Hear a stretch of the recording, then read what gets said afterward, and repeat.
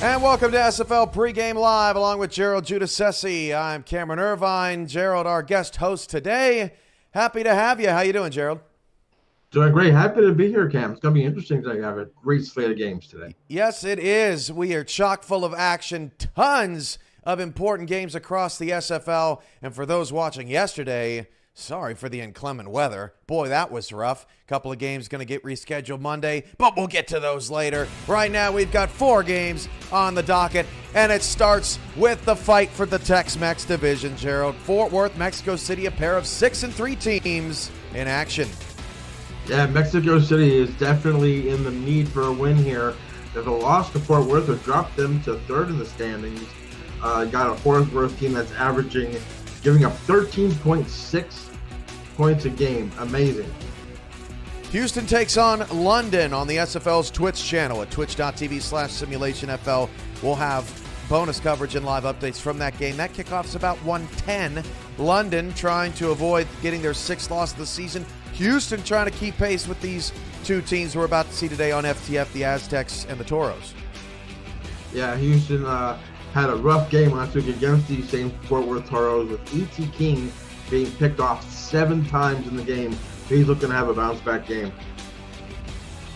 That's coming up next. Florida, Charleston, Jacksonville, Carolina, all the 4 teams from the Atlantic Division come your way later today. For now, Gerald and I will be here watching all the action around the SFL.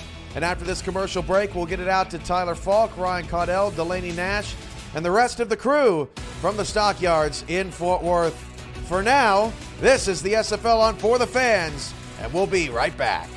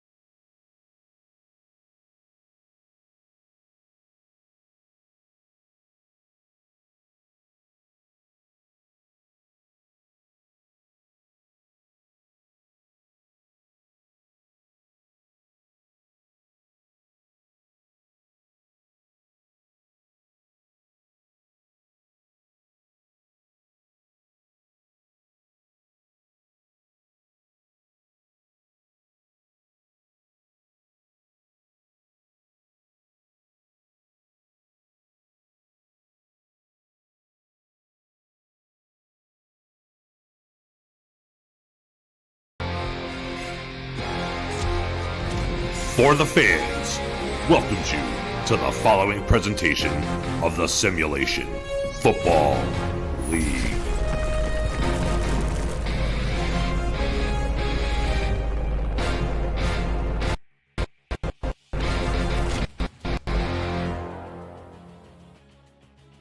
This is the Simulation Football League on For the Fans. It'll be the first ever meeting of these two Tex-Mex division foes. It'll be for the outright lead here in Week 10. It's the Mexico City Aztecs here to do battle with the Fort Worth Toros. Hello everyone, I'm Tyler Falk, and a happy Sunday afternoon to all of you from the stockyards here in Fort Worth, Texas. With me here in the booth is Ryan Caudill with Delaney Nash in the stats truck and commissioner/producer Cameron Irvine back at SFL HQ. Ryan, it's great to have you here. First time these two teams meet, and it looks like we should see a heavy dose of two potent rushing attacks. Oh, this is going to be an absolute banger. Both these teams coming in top 10 in the league. Fort Worth has a top 10 slot in just about every category on defense. Meanwhile, Mexico City has a top 10 slot on just about every category on their offense. So this is really going to be a test of, offense versus defense, the true test of football. And this is really going to be an amazing game. I'm excited for this one. And something we'll touch on throughout the course of this football game is Fort Worth's historic defense. One of the most prolific in terms of stopping anything that comes their way. One thing that has hindered them in the games that they have lost is if teams are good against the run, then they have a little bit of a tough struggle. Yeah, for Fort Worth especially, they can really punish these mistakes. And Mexico City, if they can get their rush game, going and their passing game going along with it, they can definitely take it to Fort Worth. It'll be Mexico City here to kick us off here to begin the second half of games here in Week 10. And here we go, kickoff in Fort Worth, Texas.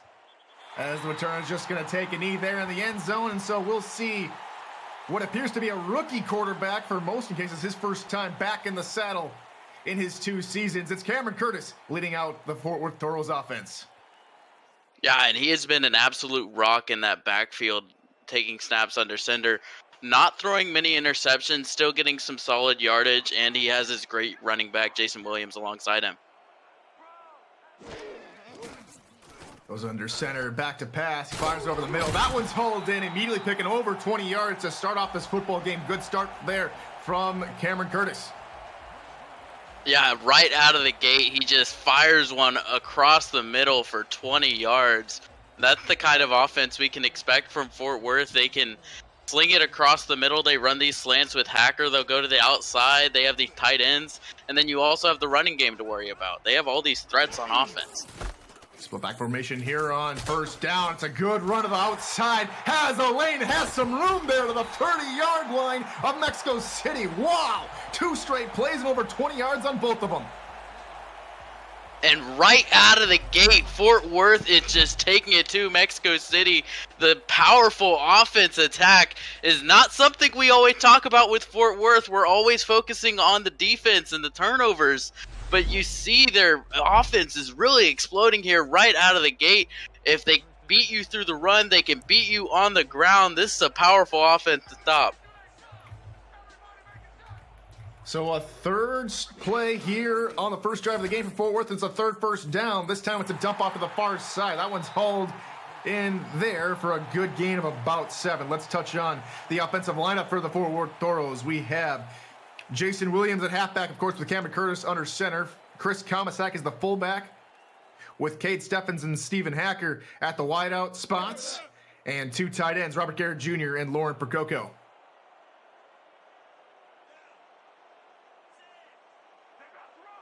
So second down here for the Toros on the Mexico City 22.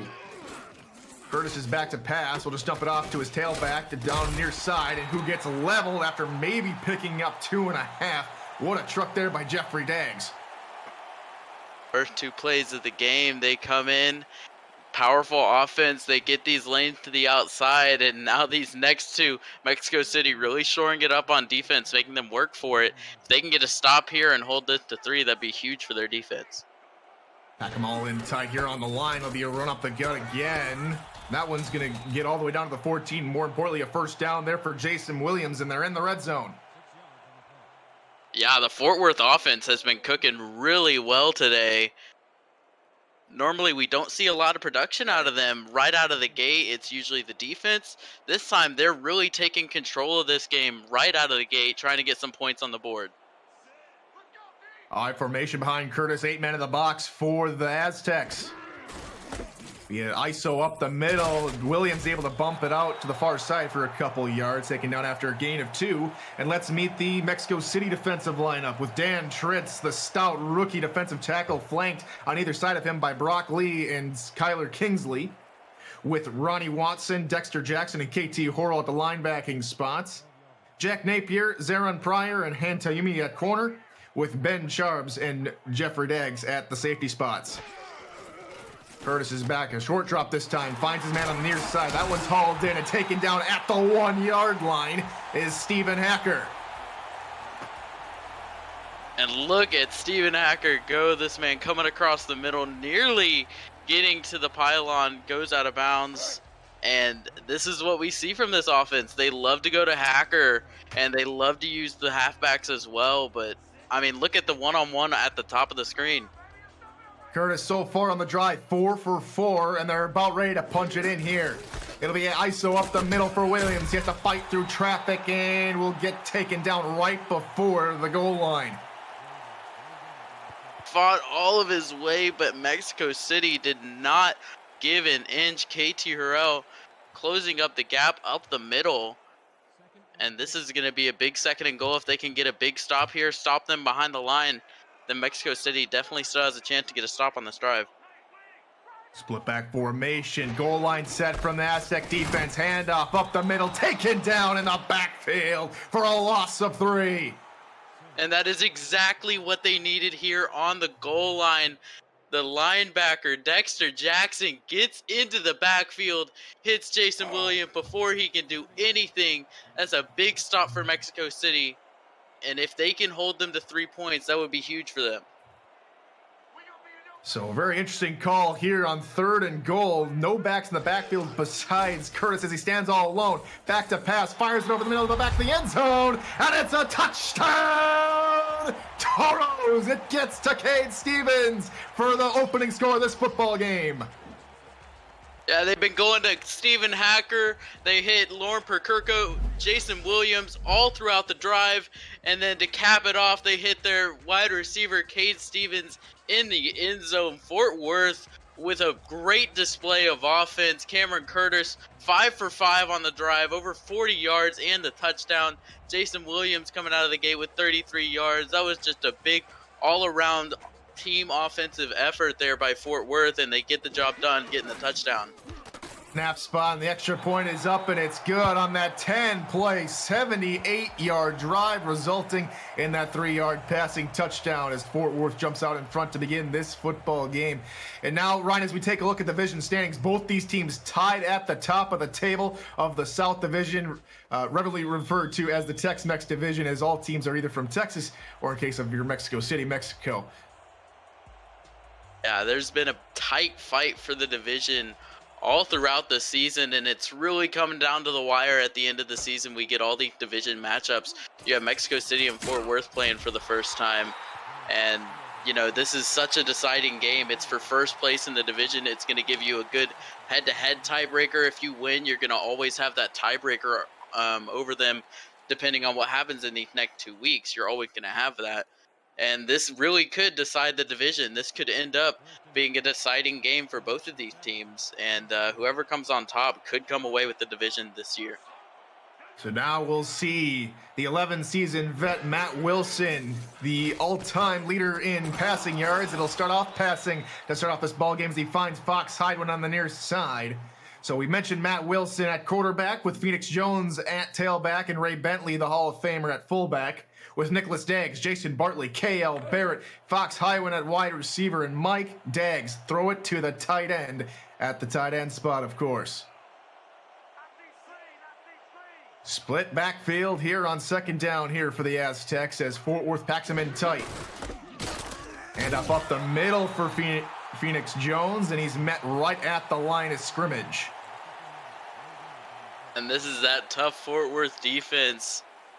Straight from the get-go, they hit him right as he gets to the line, and there's nowhere that he can go. Big third down upcoming here for the Aztecs. Wilson back to pass, fires it over the middle, finds his man at about the 45-yard line. That's caught by the tight end, Mike Daggs. Is it a Mexico City Aztec game? If so, there will be a Mike Daggs reception, and we filled that box right on the second play of the drive for Mexico City. Gets a nice completion up the middle for about 20 yards, and this is what we always see from Mexico City. This team has a ton of people that have stayed on this roster for a long time. They've developed a lot of chemistry together, and they are a very powerful offense in this league. Big Shows will be sidecar right of Matt Wilson here on first down. Wilson back to pass, pumps once over the middle, then decides to go over the middle and finds his man on back-to-back completions as they find KL Barrett for another first down. Yeah, just about the same play, but this time they send KL Barrett in the slot, coming across the middle, acting just like Mike Daggs on the last play and getting another, chunk play of about 15 yards. Big play for Mexico City. They're really cooking. They're threatening here. And we'll see if they can punch it even deeper to Fort Worth territory. Deep shot over the middle, into coverage and caught by who else? Mike Daggs! Touchdown, Mexico City! My big question was, can Mexico City beat this Fort Worth defense? And they do it in about 4 plays. They use the passing game against Fort Worth, who has the best passing game in the league. Mexico just does it better. They go across the middle, they hit Mike Daggs, they hit KL Barrett, they hit Mike Daggs again, they get the touchdown, and they answer Fort Worth again. And this is already starting to be a back and forth game. And we take a look at their efficiency, 2nd points per game, and more importantly, 1st in rushing touchdowns, but you see they can do it either passing or running there, Ryan. Is it a snap, spot, and the kick is up, and we're all tied up in what looks to be an old Wild West shootout here in Texas. This one's going to be an absolute banger for sure, an instant classic. Both of these teams can look back on this game and say this is a good one. Right here, no matter what happens at the end of the day, both of these teams are going to give it their all. As we get going again, as Cole Varner kicks it off. And the returner again stands about 8 yards deep in his end zone and takes a knee. And we want to thank everyone joining us here on For the Fans. And of course, here on the For the Fans Twitch page, especially jumping into everybody. Seeing a couple people, got Joey Schwint, Eddie Gage, NXTVO jumping in. Welcome to all of you, and welcome everyone watching at home as well.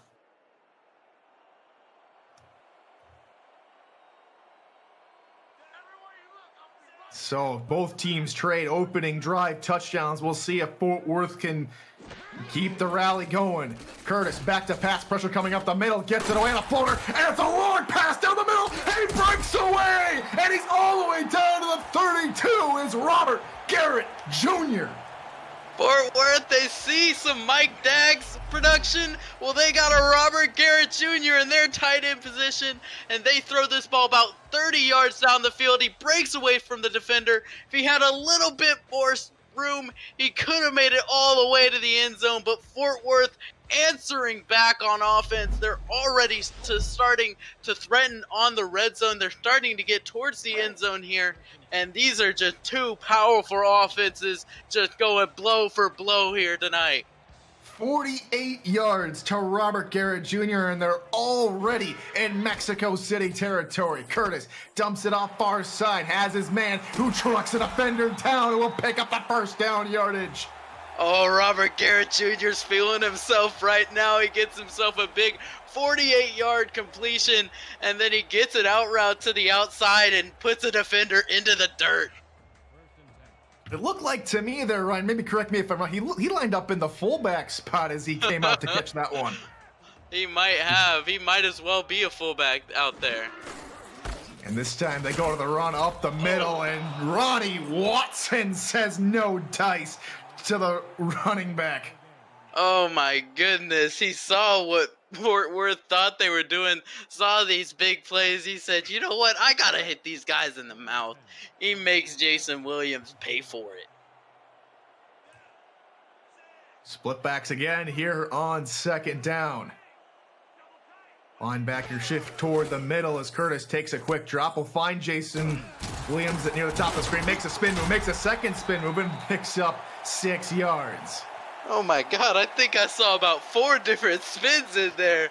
Oh my goodness, and he gets 6 yards out of it when he should have been hit behind the line. He turns on the spin cycle and makes something out of nothing.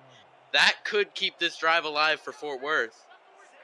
Might be a little windy in the Texas area, but right now it's Jason Williams throwing out a couple spins. Dump out near side of the fullback. Met at the line again and will take it forward for the first down. There you go to the fullback, Chris Komisak.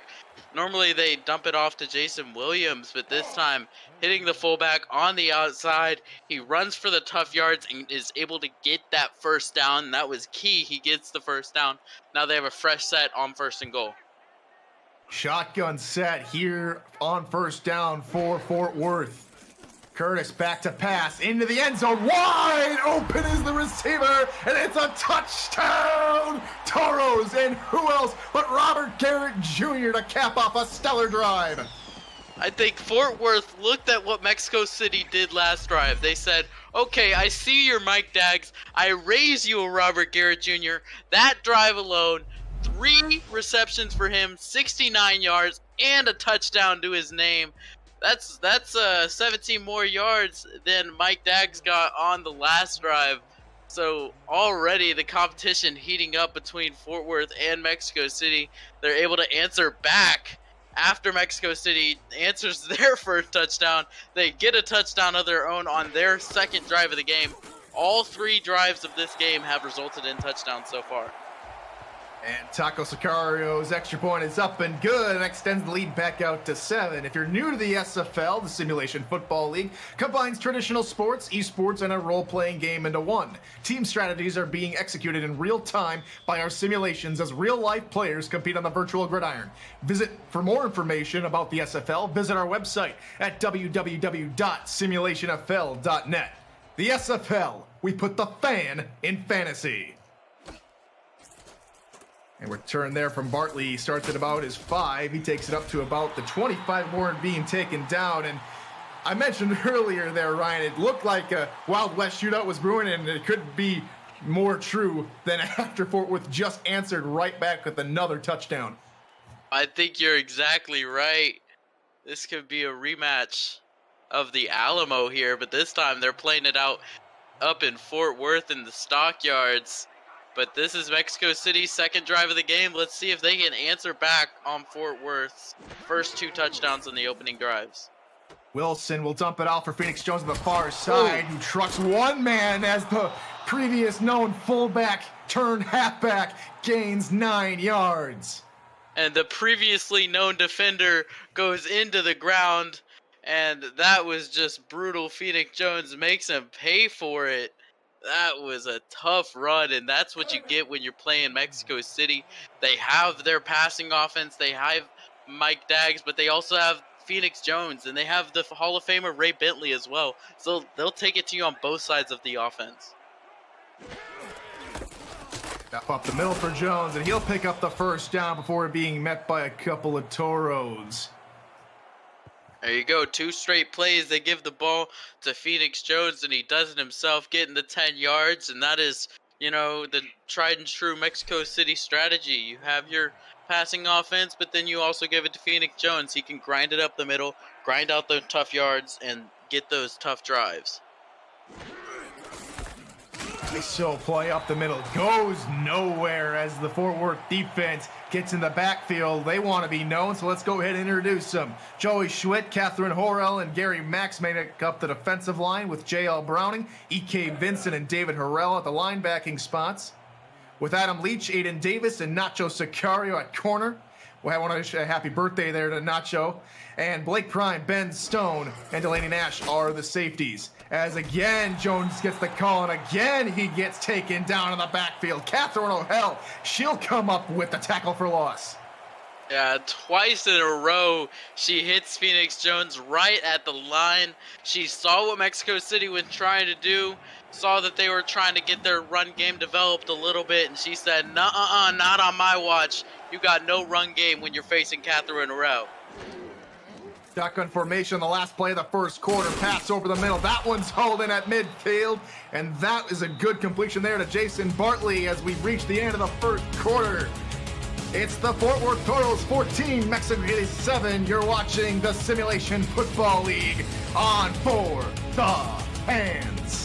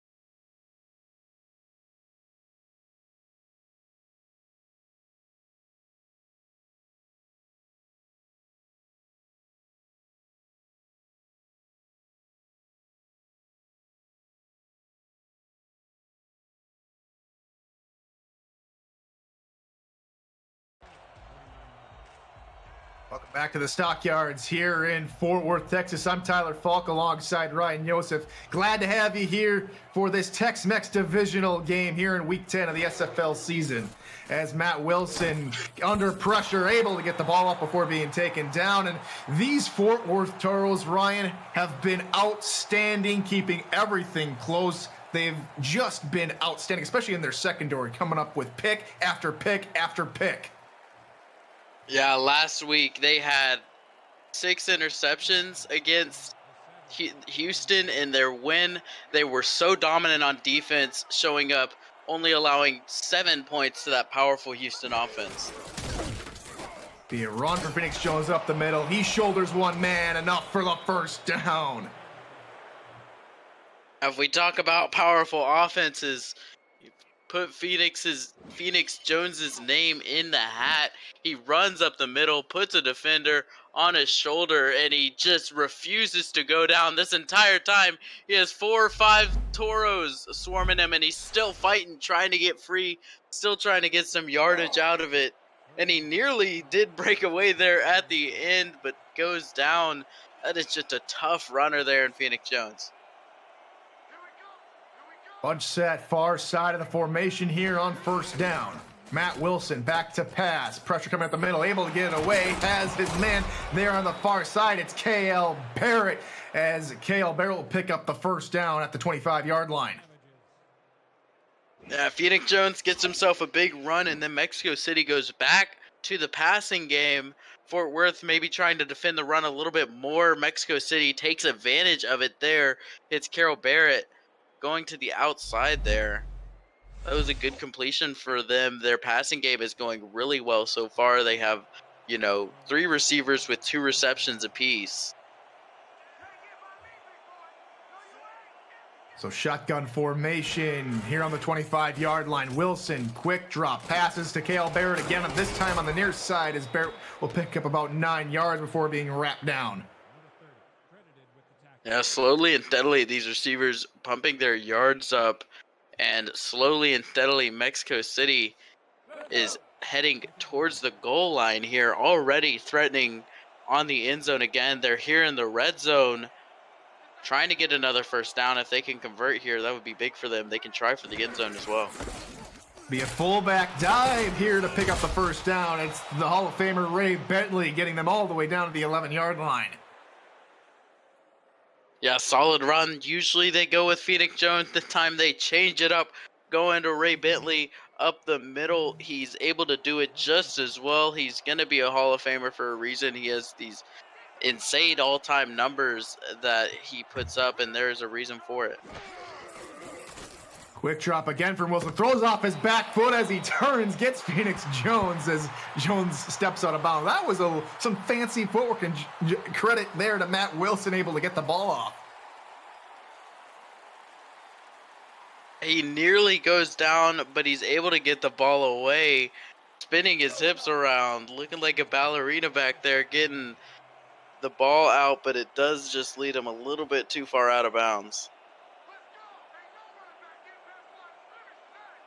Second down here for the Aztecs. Handoff, Phoenix Jones up the middle. Good hole created there by the offensive line. We'll see Jones pick up 6, and it's 3rd and 4 from the 4, so it might as well be 3rd and goal, Ryan. Yeah, they may be able to get the first down without getting a touchdown, but it's so close at this point, you just might as well go for the end zone.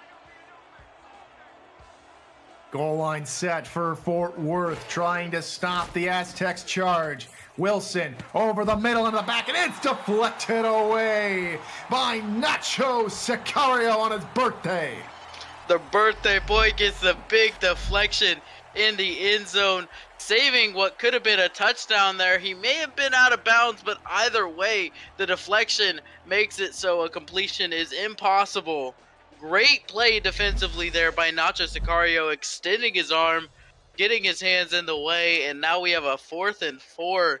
Mexico City, they may just be forced to kick a field goal here. Maybe they want to opt for the sure points, and they do. So we'll see Cole Varner, the 7-year kicker, on to attempt what appears to be a 21-yard try from the right hash. Snap spot, takes his time and does eventually get it away, and will tack on 3 points for the Aztecs. 14-10, Fort Worth still leads. Yeah, good job by Mexico City, just going down the field and getting some points on the board. Though they were not able to answer with a touchdown, still getting some points on the board and still keeping this game within 1 score. It makes Fort Worth want to answer this with, a field goal or touchdown of their own. So if, Mexico City can get the ball back, get another stop here, that would be really big for them. They can still take a lead. Good little return there all the way up to the 22. And we'll see Cameron Curtis again here for Fort Worth lead his team out there, and last time out it was the Robert Garrett Jr. show. Yeah, that's exactly right. We've seen, 2 different drives here from Fort Worth. We saw Jason Williams and Stephen Hacker get involved in the first drive. In the second drive, it was all Robert Garrett Jr. Get the 3 receptions, 69 yards, and the touchdown to his name. Quick drop for Curtis, passes near side. Holded by Stephen Hacker. He's being chased down by Jack Napier. He won't catch him. 1 play and everything to gain 78 yards. Touchdown, Toros. What amazing catch here by Stephen Hacker. He looked like a defender here. The way he goes up on this ball, and an amazing catch. He goes above the defender, takes the ball away, and then beats him to the outside, and it's a foot race, and Steven Hacker wins that every time. That reception going for 78 yards all the way to the end zone. Fort Worth, their offense is looking insane right now. What is going on in the stockyards? They're taking the game by the horns and running with it, as here comes Taco Sicario to attempt the extra point.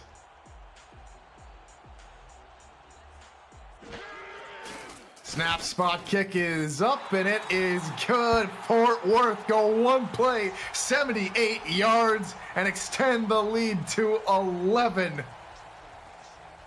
Whew. Whew. My heart is beating so fast.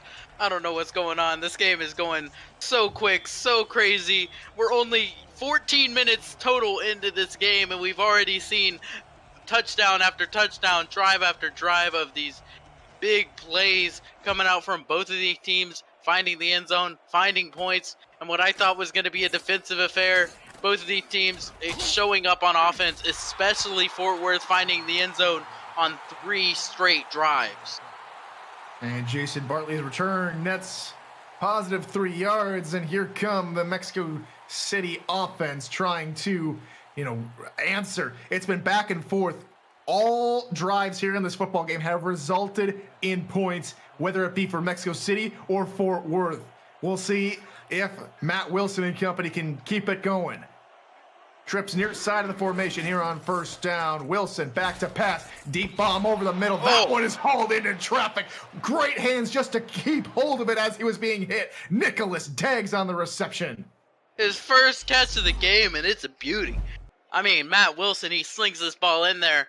Tight window, 2 defenders on him, makes the grab, gets hit by 2 defenders at the same time, still comes down with the ball. I have no idea how Matt Wilson fitted into that window, how Nicholas Dagg caught that ball. That was an amazing catch by Daggs. Our formation here on first down. Handoff up the middle there for Jones. Picks about 5 before being taken down by E.K. Vincent and company. Yeah, and this is the Mexico City offense. They'll grind with Phoenix Jones. They'll hit you with a 20-yard dagger up the middle. I mean, they are looking really good so far. The score line does not reflect it, but they're playing some good football today.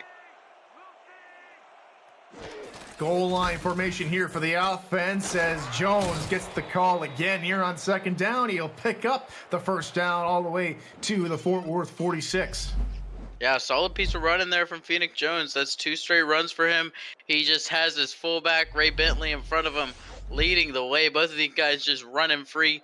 Ray Bentley absorbs the first guy because he plays like a running back anyway. So it's kind of like you having 2 different running backs here running through the backfield, one picking up a block, one with the ball. They get the first down, they move the ball. And up again there, Phoenix Jones gets about 7 before being taken down at the 39-yard line. Yeah, just another solid run from him. I mean, he keeps going up the middle. He keeps getting these solid runs of 5-6 yards. This time getting 7 yards on the carry there. So just some solid work out of this Mexico City offense. Split backfield as we had a couple of F1 cars race by us as handoff goes to Phoenix Jones up the middle, gets about 1 yard before being taken down. Yeah, Fort Worth's defense finally showing up here to stop the run defense. And I have no idea what those Formula 1 cars are doing here. I have no idea. Somehow they managed to sneak behind the stockyards and interrupt the broadcast for a second. But now it's 3rd and short here for Mexico City. It'll be a handoff for Jones up the middle, trying to fight to the line, and is taken down just shy. That was a close run there, giving it his all. His offensive linemen trying their best to get him through, but the Fort Worth, their bull defensive linemen, their big bull men in the front stop him. But here you have 4th and inches. Are they going to go for it? So they do Matt Wilson or maybe trying to catch him off guard. As you can see him, calling the count there. 7 seconds on the play clock. And it looks like Mexico City just going to wean this clock all the way down and take a timeout. Yeah, I thought they could have gone for it. I would have loved to see them do it. And a game like this where Fort Worth is, having this explosion on offense. So far, they've had 3 straight drives, 3 straight touchdowns. I would have loved to see Mexico City go for it here, try to answer back Fort Worth with a touchdown. But I think they go with the more conservative route. They go for the field goal here. I think this is also a good call. Go for the guaranteed points when you're in this position. And, every point's going to matter here coming up. If they, these last 2 field goals, those count for almost a touchdown in and of themselves. Snap spot, 53-yard attempt here from Cole Varner is up, and it is short. No good. And for the first time in the ball game, no points come of this drive. And that is where it hurts a lot for Mexico City. Thought it was a good idea to go for the field goal here, go for these, so-called guaranteed points, as one certain analyst may have said. But they don't get it. They don't go for it on 4th down there. They don't take the risk, and they pay for it. And they don't get these points. Fort Worth gets the ball with some really good field position here. Split backfield here on 1st down for Fort Worth after the missed field goal as the Mexico City linebackers show a blitz. Pass over the middle. One-handed grab there for a good gain of about 14. It's caught by Stephen Hacker. Yeah, they start the last drive off with Stephen Hacker. They get a 78-yard touchdown. They start this one. They get a nice little one-handed catch going across the middle, just jumping up in the air, looking like he could be on a poster board up there, getting that one-handed grab, looking good, feeling himself. And don't look now, but Fort Worth is starting to march here into Mexico City territory. They're threatening the end zone already. Hand up the middle for Williams, I believe, maybe picking up maybe a yard as he's taken down there by Ben Charbs. They're trying to go back to the run game. I think Fort Worth, they're trying to do, similar thing that, every football team will do. They'll try to balance out their offense, try to see if they can exploit it, see if Jason Williams can get another big run here on the outside. Curtis back to pass, finds his man there on the far side. That's the fullback, Chris Komatsak, as he picks up about 8 before being leveled out of bounds. Yeah, he may be listed as a fullback on the depth chart, but he really does run like a running back out of that backfield, and he runs more powerful than a running back. He's bigger. So he's going to be able to truck these defenders that come his way. He gets to the outside, gets a solid 9 yards with a burst of speed, nearly gets the first down for himself as well. Split backfield, they go to Williams again. He's met in the backfield for a loss, but hold everything. We got some laundry on the field. We'll see what R62 has to say about that. Yeah, it tries to get upfield. Mexico City stops them, but did they commit a penalty on the play? We'll see what they call it. It'll be offensive holding there on the guard, William Worth. And it looks like they're just going to go and be content with the 4th down. Mm-hmm. Yeah, I think that's a good call, honestly. They get the stop there, on 3rd down. And any stop against this Fort Worth offense is going to be big for Mexico City. They want to take all that they can get here. They don't want to risk, giving them a 3rd and 12 where they could have a miracle play and maybe, get back into it. But this is a short punt, short field for him. We'll see if they can pin Mexico City deep. Ranhorn, the punter there for Fort Worth, angles it toward the far sideline. It's hauled in there by the hands team, but he walks into the end zone, and it'll be down for a touchback. Keep up with the SFL and its teams on social media at Simulationfl. Follow us on Twitter for weekly broadcast schedules to discover team content and stay up to date on SFL news. Let us know who your favorite team is or how you enjoy the broadcasts each week with the hashtag #MakeAnImpact. Thanks for your support and your viewership.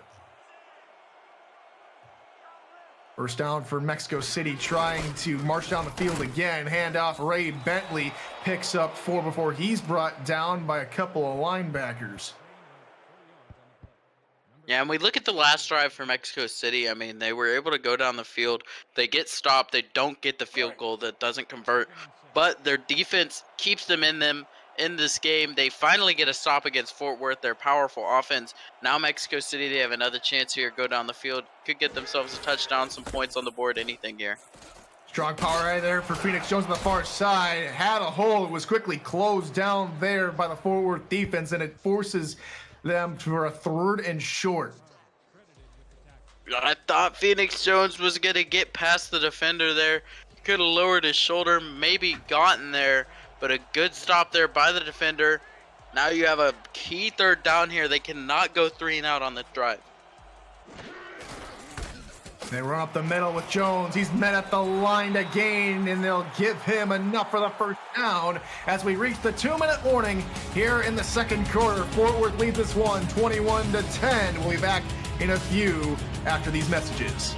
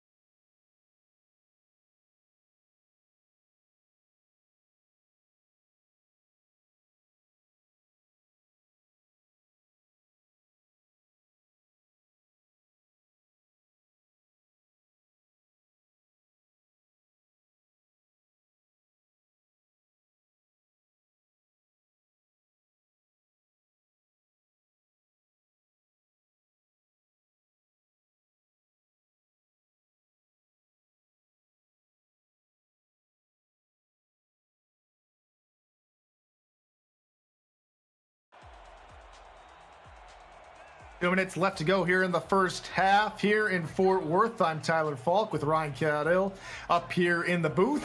And Mexico City's driving, trying to get back on the score sheet as his handoff to Phoenix Jones up the middle. And London and Houston got started across the pond.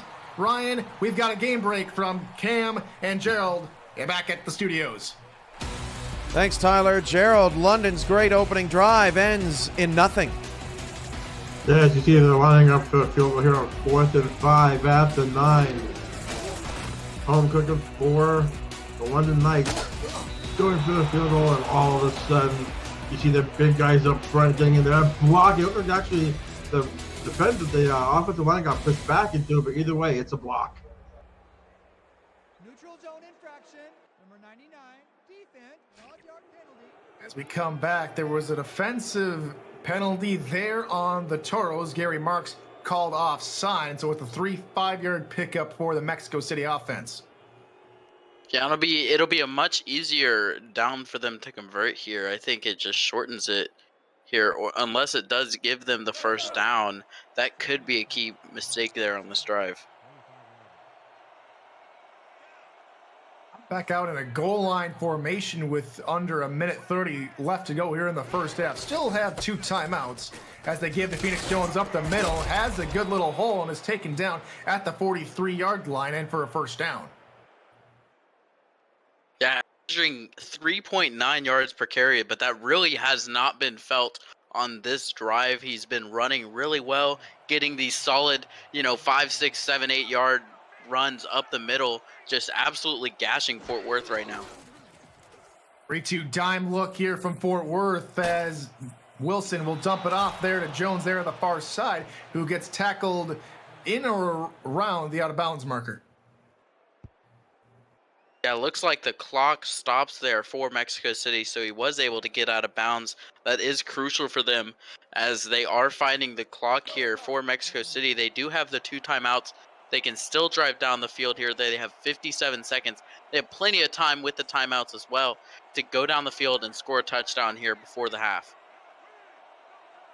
Goal line set again here for the Aztecs as Wilson's back to pass. Screenplay there to Jones on the far side. He gets hit after maybe picking up 2, and he'll get hit out of bounds. So it stops the clock again there, Ryan. Yeah, a couple yards, gets out of bounds. It's a big 3rd down they need to convert. But another thing we also have to remember is Mexico City gets the ball back in the second half. They get the first half or the second half kickoff. So they're going to be getting the ball here coming out of halftime. So if they can go down the field here, score a touchdown, put themselves up, 17-21, they get the ball back. They could, potentially take the lead here. Offset out here on 3rd down. Wilson back to pass. He'll dump it out far side again to Ray Bentley, who's knocked out of bounds. And speaking of halftime, coming up on the SFL Halftime Report, Cameron Irvine and Gerald Giudice break down the first half between the Aztecs and the Toros, provide an update on Houston and London, and look-ins on the most up-to-date playoff picture. It's all coming up on the SFL Halftime Report.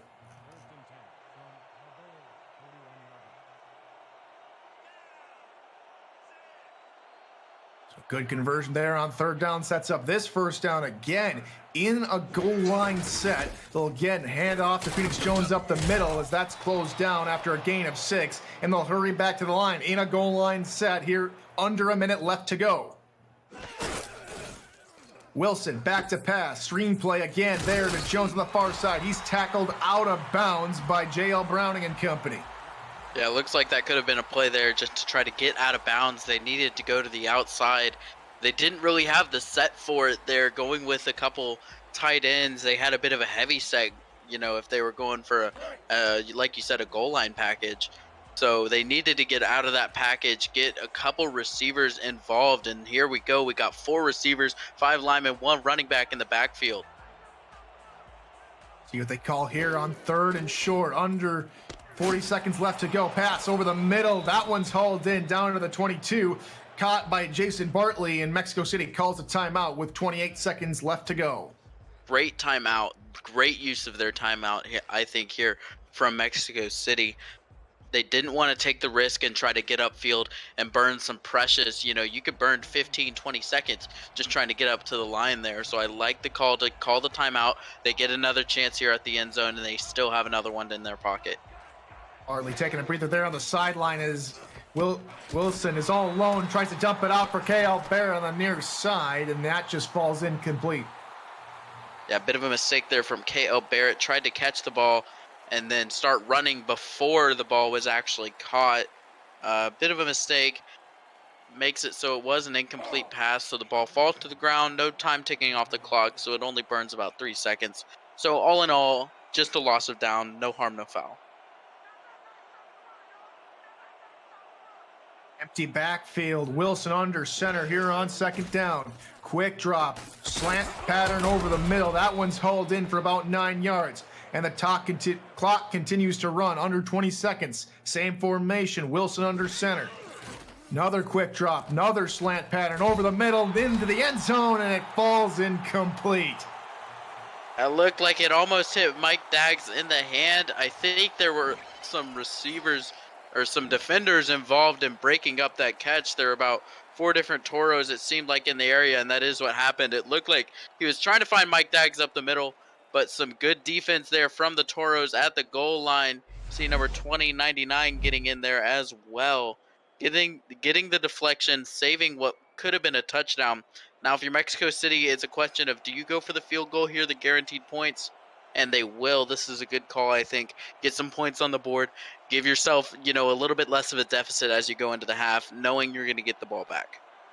Arner missed a 53-yard attempt early. This one from a much easier distance, 29 yards from the right hash. Snap spot.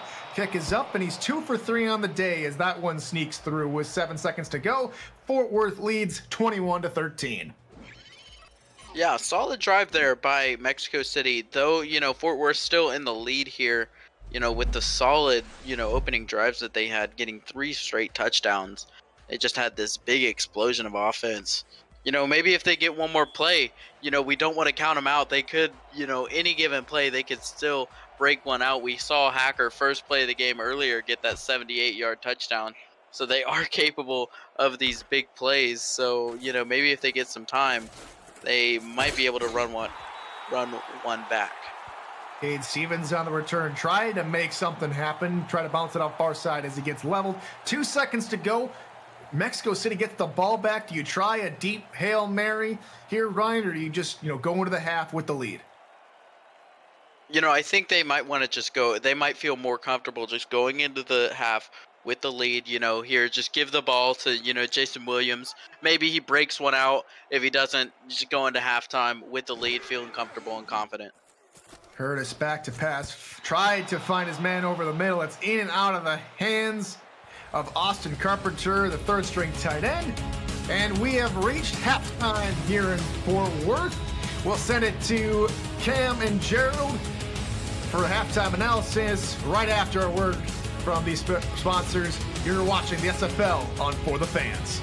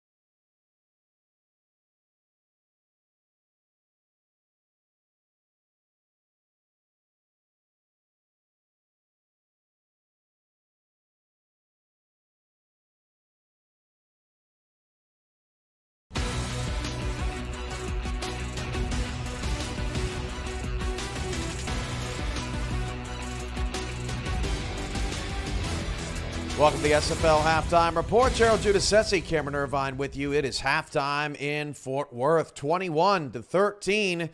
Over 500 yards of combined offense in that first half. Gerald, what a whirlwind. Your thoughts on the first half?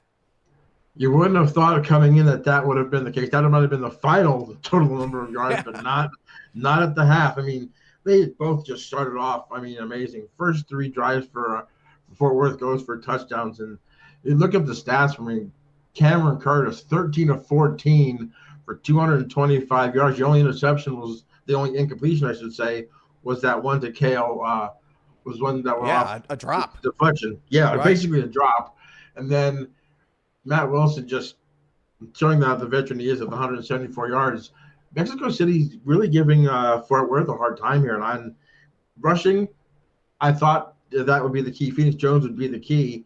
I mean, only has 67 yards, but they're carries that have gotten them 2nd and 3, 2nd and 2, 2nd and 4. So I think they're really using that running game really good. Absolutely. Over in London right now, London leads 7-0. Long pass to Vin Kalia earlier in the quarter. Houston's gotten a couple of good defensive stands. They're about midfield right now.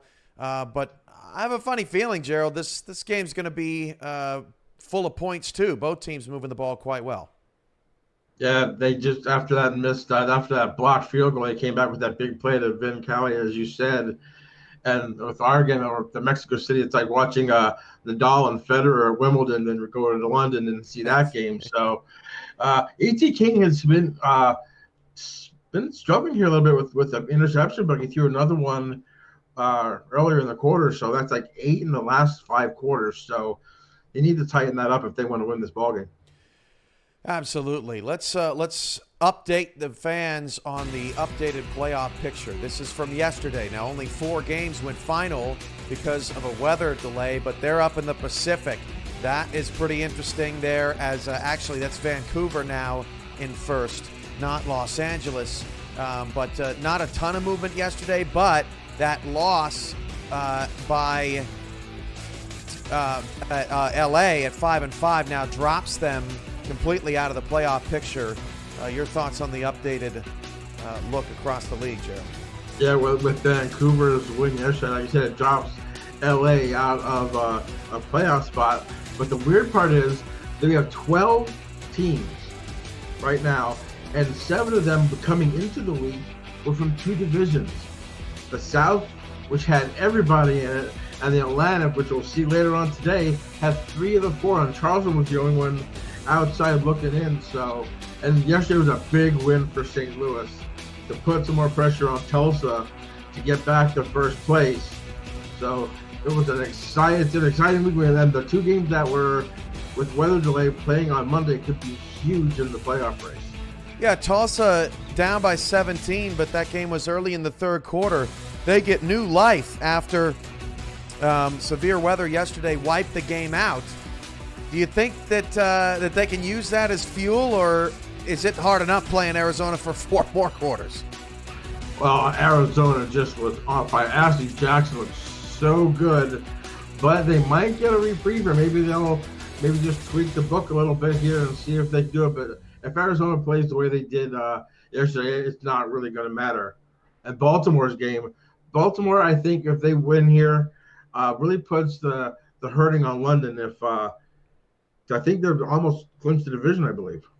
Yeah, that game was a nail biter between Baltimore and Lone Star, and so it'll be interesting to see what they do this next go around. Hey, how about the Atlantic Division? We've got both of those, all 4 of those teams in action coming up next, Gerald. If Florida wins and Jacksonville loses here in just a couple hours' time, Florida will clinch the Atlantic Division. Huge game there because they can go 3-0. How do you see that playing out?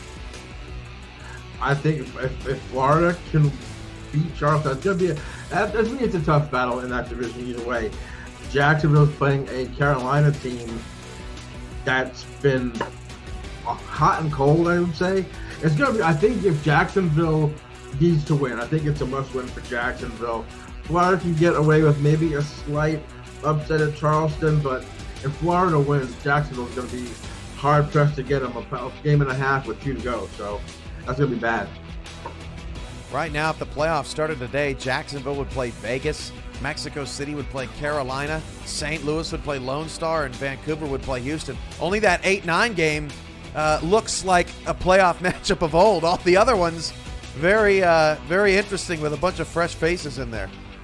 Oh, definitely. I think that if you're to start now, I think the Jacksonville-Las Vegas game would be very interesting, along with, Mexico City, Carolina. We're talking about those 2 divisions.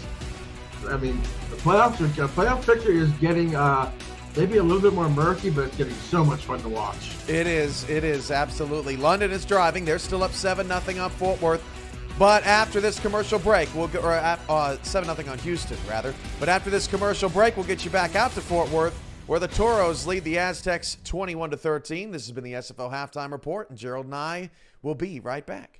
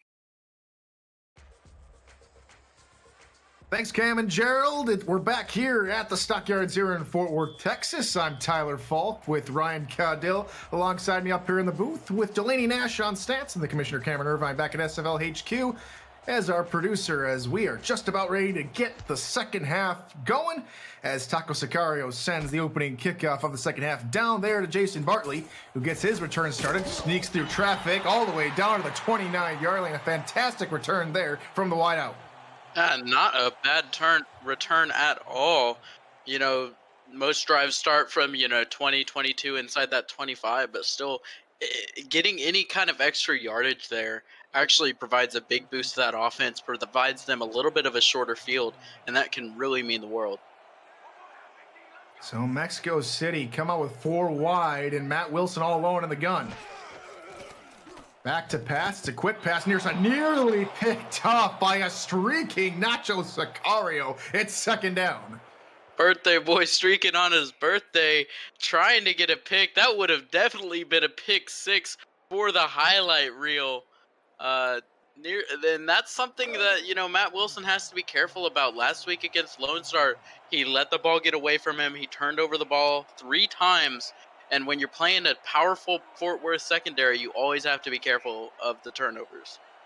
Empty backfield this time here for the Aztecs. Wilson under pressure, tipped up in the air as his pass over the middle is deflected, and it falls incomplete.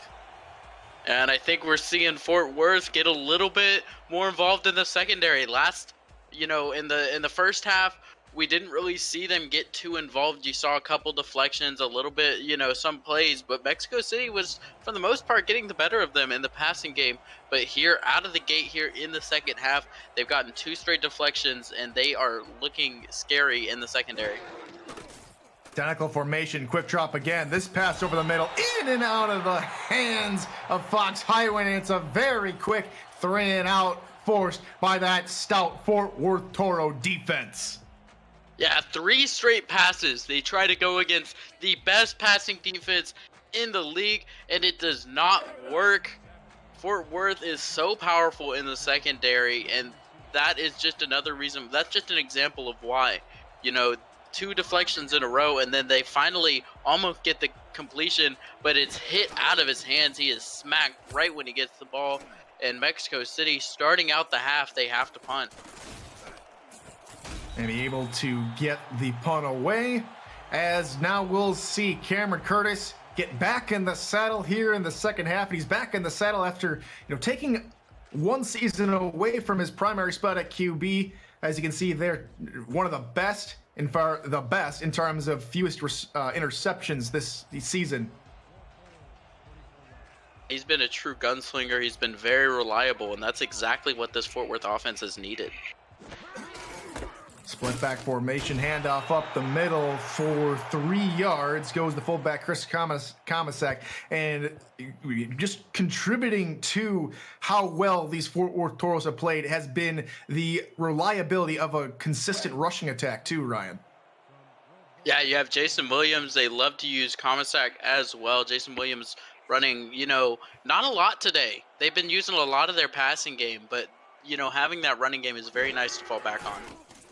5-step drop here for Curtis far side. That one's deflected away, and so both defenses coming out, strong, making the noticeable halftime adjustments. That it's the Week 8 free agent Ben Charbs deflecting that one away. Yeah, good play, nearly getting a pick for himself. And I think both these teams went into the halftime and they said, we've got to find a way to stop the pass. Both these teams are throwing the ball decently well today, and I think both of them, look to make that adjustment at the half. Curtis takes a quick 2-step drop, fires outside, and it's caught, but it's short of the first down marker. So unlike the first half where we saw the 2 opening drives go for touchdowns, the 2 opening drives here in the second half have gone for 3 and outs. Both teams having to punt here.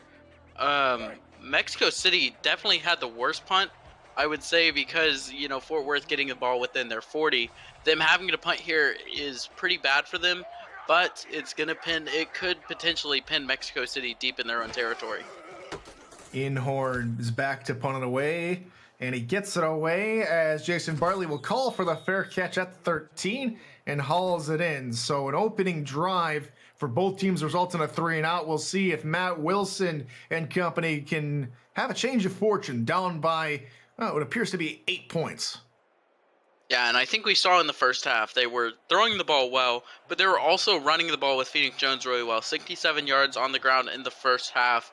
So maybe they return to that identity. We'll see what they do here. Empty backfield here on first down. Wilson pass near side. That's caught by Fox Highwind. It is the first reception in 4 plays for a Mexico City receiver. Yeah, first reception of the half for a Mexico City receiver. As 3 times they tried to throw the ball last drive. No completions, no dice. That time they get a cheeky little route inside the 10s. And they're looking at a short second down here.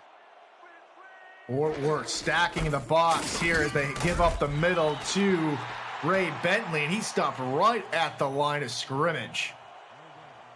Yeah, Mexico City, they like to do a little misdirection here and there, especially in these, close yardage situations where they might give the ball to Ray Bentley, they might give it to Phoenix Jones. It depends on, who picked the longer straw, I guess, earlier in the day.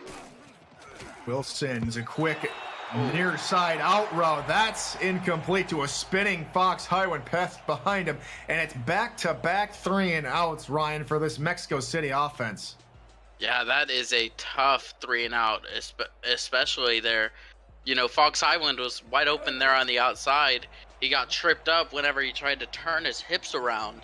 Couldn't get the completion. And that is just disappointing for Mexico City. If you're a Mexico City fan, you are probably punching the TV screen right now because their offense couldn't get anything going. Now they're going to have to punt again. Cade Stevens stands at about the 42, takes it maybe up for 2 yards before being brought down. The SFL broadcast team is looking to add new talent to our ranks of broadcasters. Applications are being accepted now to try out for either play-by-play or analyst broadcasting positions. No prior experience is required, just a love for the game and a desire to succeed. The application can be found on our website at simulationfl.net/broadcasting. First down here for the Charles as they too went 3 and out on their opening drive of the second half. Hand off to Jason Williams on the far side, makes a man miss at the line of scrimmage and works his way for a good gain of 9 yards. Yeah, solid run there from Jason Williams. And, you know, he's finally starting to get going maybe a little bit here in the second half. We saw a little bit of him, but now he turns on the spin cycle, breaks a couple tackles. Very good, strong run from Jason Williams there. And hopefully we do see a little bit more of this running game develop. They really relied on the pass in the first half. It worked well for them.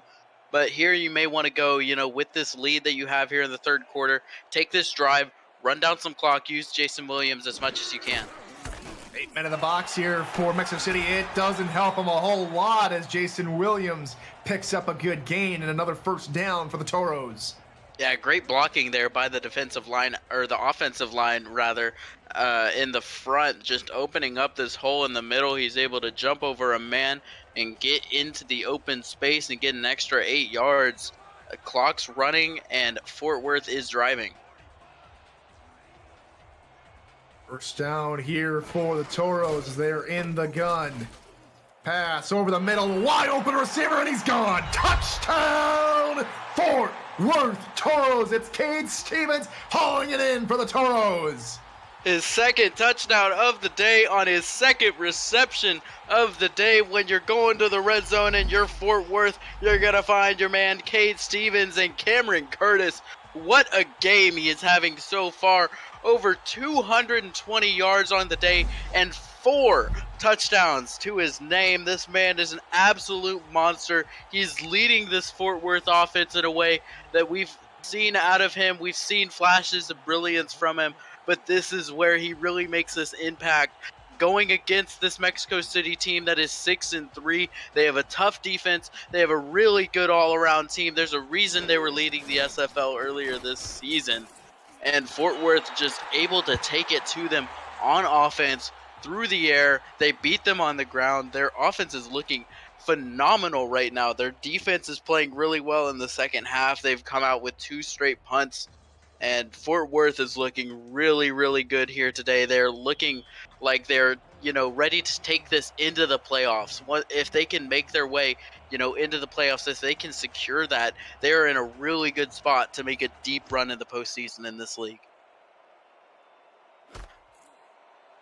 And there's Jason Bartley now going all the way down to the 23-yard line after a 3-play, 57-yard drive, resulting in that long 39-yard touchdown there to Cade Stevens. And now its pressure is on here for Mexico City. Down by 15. Still have some time here, Ryan, but need to get going.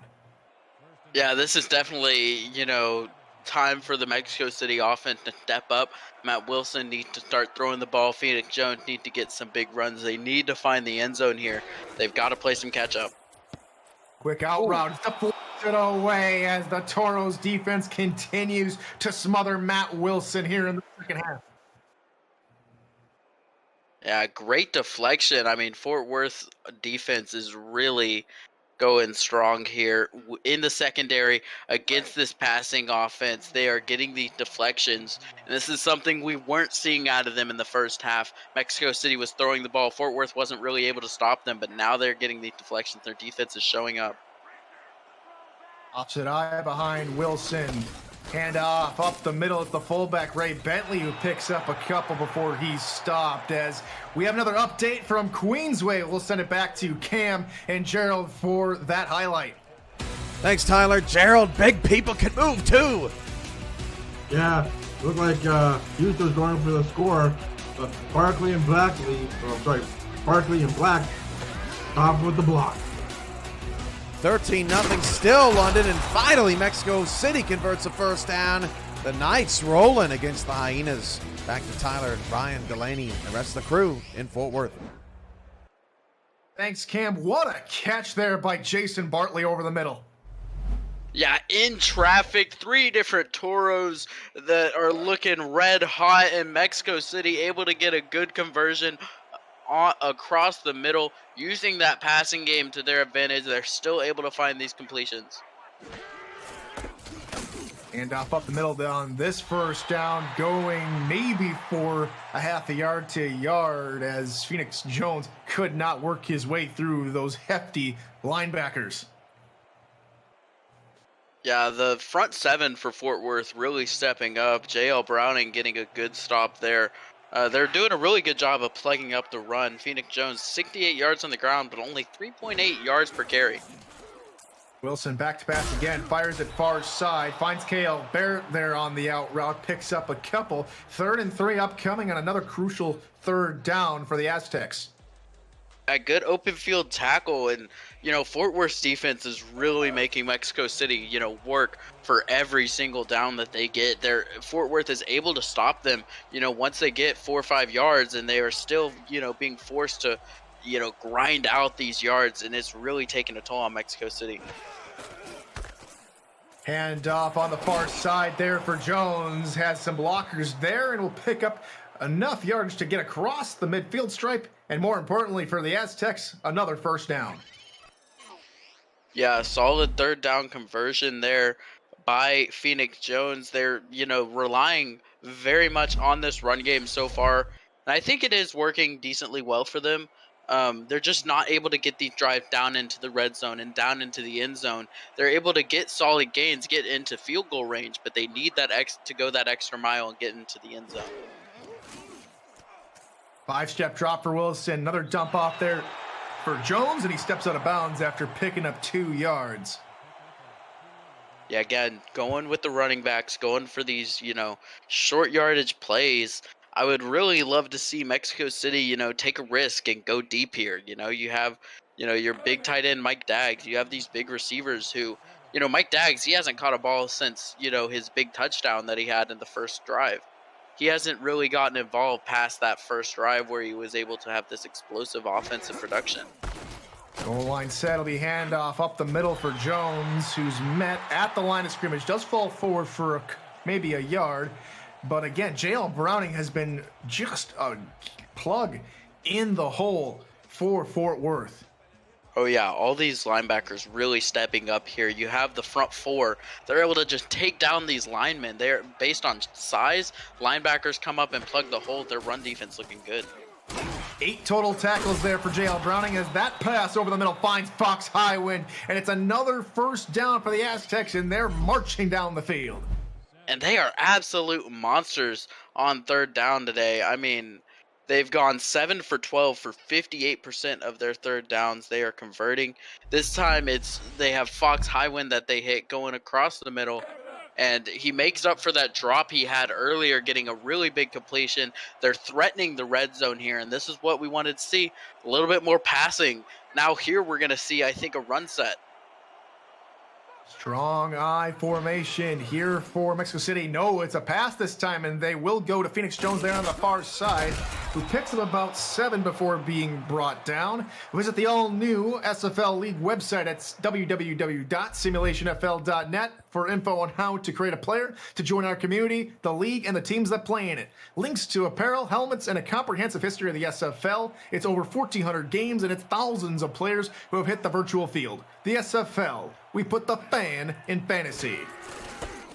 Handoff here on 2nd down. Up the middle for Phoenix Jones goes nowhere, as again the defensive line and linebacking core takes him down right at the line of scrimmage. And again, we see a 3rd down here for Mexico City. And this is, the 3rd straight set of downs that have gone to the 3rd down. But they've been able to convert the last 2. We'll see if they convert the 3rd one. They're 61% on 3rd down today. Shotgun set on 3rd down, and they'll complete again here on the drive. And it's been a familiar sight here on this drive. Got to complete it, convert on a 3rd down, get it to Fox Highwind. Yeah, they're going to these outside routes, getting that short yardage. That looked like the exact same play he had the drop on earlier. This time makes up for it, gets the catch, gets the first down. They're here in the red zone. They're starting to threaten a touchdown here. I formation, quick drop. It'll be dump off for Bentley there on the little swing route, and he gets tackled behind the line of scrimmage by the Toros. Loss of 1 on the play. Yeah, Mexico City's been running these out routes where they love to send, Phoenix Jones or Ray Bentley to the outside. This time, Fort Worth is wise to it. They send about 3 guys there on Ray Bentley once he gets the ball, and there was nothing he could do about it. Quick, deep drop over the middle. Caught at the goal line, but K.L. Barrett unable to fall in as the league's leading receiver in yards nearly had 6. Nearly was able to fall into the end zone, gets smacked right at the goal line, nearly picking up a touchdown for himself. But K.L. Barrett with a big completion there. Now we're facing here a 1st and goal. They've been relying on their rushing attack a lot this drive. Jones up the middle, and he punches it in. Touchdown, Mexico City, and they climb right back into it. And that was a hard-fought drive, wasn't it? They've been, they had many drives where they were going down to the 3rd down, and they were able to convert, still keeping the drive alive, still able to drive down the field, using these running backs, using these short yardage plays, and that's the way they do it. And they're able to go down, get the touchdown on 15 plays for 76 yards all the way down the field, getting a touchdown. And this is a perfect time for Mexico City. They really needed to answer back what Fort Worth was doing on offense, and they do so, get some points on the board, and they keep themselves in this game. Snap spot kick is up, and it's good from Cole Varner as we'll head back to the SFL studios for another game break. Here's Cam and Gerald. Thanks, Tyler. It is all London today, Gerald. Yeah, you see out here, Big Benji Madison with a great catch out here in the flat. Just turns up no one, goes deep, crosses his end zone. Wow, 20-0. London over Houston right now. Knights putting the pressure on Baltimore in the north, and they're in the Tex-Mex division. They got to like that. Definitely, if you're a Fort Worth fan, definitely trying to create some breathing room if you want to clinch your first ever division title in 2 seasons of existence, as we'll see the Fort Worth defense come back, the Fort Worth offense come back on the field with split backs. Here on 1st and 10, Curtis back to pass, dump out near side, and that's falls incomplete as the defensive line, Ryan, has just created pressure all day today, and they've done that time and time again. Yeah, that time getting to Curtis there, making him throw the ball a little quicker than what his receiver expected. And this is what you see every time in a Mexico City game. You see the defensive line, these sack leaders, Dan Tritz and Brock Lee getting to the quarterback there, getting into the backfield, creating sack, creating pressure for the defense. And Dan Tritz is only a rookie and leads the entire SFL in sacks as the swing pass near side. That has some yards all the way down to about the 42. There's a penalty on the play. That might be a face mask. Yeah, I was about to say, I think it could have been a face mask there on the run there by Lauren Percoco, getting her 2nd reception of the game. And it's going to be even further with the face mask. That was a big run up the sideline, and then they add some more yards. Big mistake there by Mexico City. This is going to move the ball to the 45-yard line. It's going to be a big gain for Fort Worth on what shouldn't have been as much, but the mistake being huge and costly for Mexico City. As Hayan Tayumi, as you saw there, comes up with the infraction. And so here come the Toros on the other side of the 50 now on the Mexico City 45. Curtis back to pass, steps up in the pocket and flings it over the middle. That one's held in for another 1st down as the Toros continue to march down the field. Cade Stevens hauls it in. And just that was an amazing quarterback play out of Cameron Curtis on that play. He feels the pressure coming to his back. He steps up in the pocket, knows he still has time, fires a dart up the middle, gets the first down. There's pressure bearing down on him. He steps up in the face of it, gets the first down. Under 30 seconds left to go here in the third quarter. Curtis pass to the middle. That's hauled in by Robert Carrot Jr. at the 2. Man, today, this man has been a machine today. We have so many receiving threats in Fort Worth. Stephen Hacker has had a huge game, and Robert Garrett Jr. in the tight end slot is having a huge game as well, getting that big completion that puts him over 100 yards on the day. Fort Worth is cooking good. And we head to the fourth quarter. Fort Worth up by 8, trying to tack on another touchdown. We'll find out what happens when we come back. You're watching the SFL on For the Fans.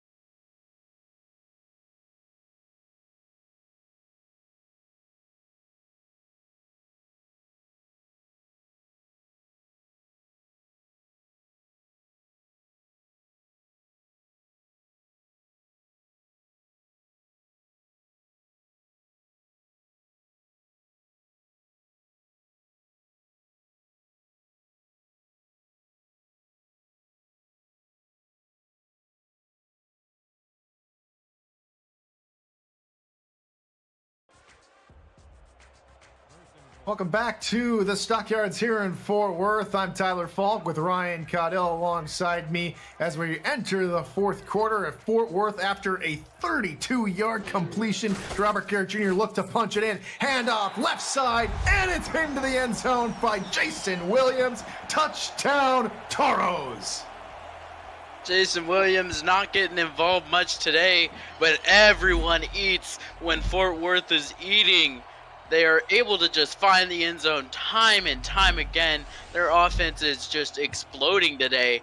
Cameron Curtis is playing out of his mind. 4 touchdowns on the day and only 18 completions. Only 18 completions. He has over 300 yards, 4 touchdowns. This man's an absolute monster, and Fort Worth is rolling right now.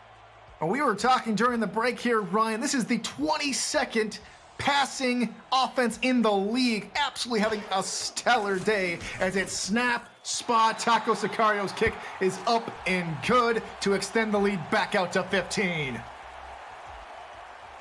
I mean, wow, Fort Worth has got to be feeling good right now. I mean, especially when you look at the division right now. You look at London dominating Houston, and if Fort Worth is able to close this out, it's going to move them to 7-3, move Mexico City to 6-4. They're going to have the advantage over Houston. They still have to worry a little bit about Lone Star, but that will put them in a commanding lead in the division. If they can, win out these last 2 games as well, I mean, this is going to look really good for them going into the playoffs. Jason Bartley gets his return going. He gets it all the way down to the 24-yard line. And we have yet to see KL Barrett make too many explosive plays. Does have some great yards on the day, 56, but a little bit of a far cry from his usual numbers, as he's only about 60 so yards away from besting his career best for a season.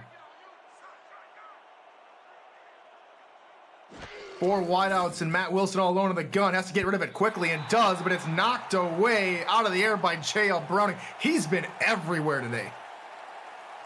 Yeah, J.L. Browning has been an absolute monster, able to stuff the run and stop the pass just as well. He's been a plug in that defensive line, able to step up and bring down Phoenix Jones, and then getting involved in the passing game as well, getting that pass deflection, nearly jumping the route and getting himself a pick as well. That was some beautiful defensive play.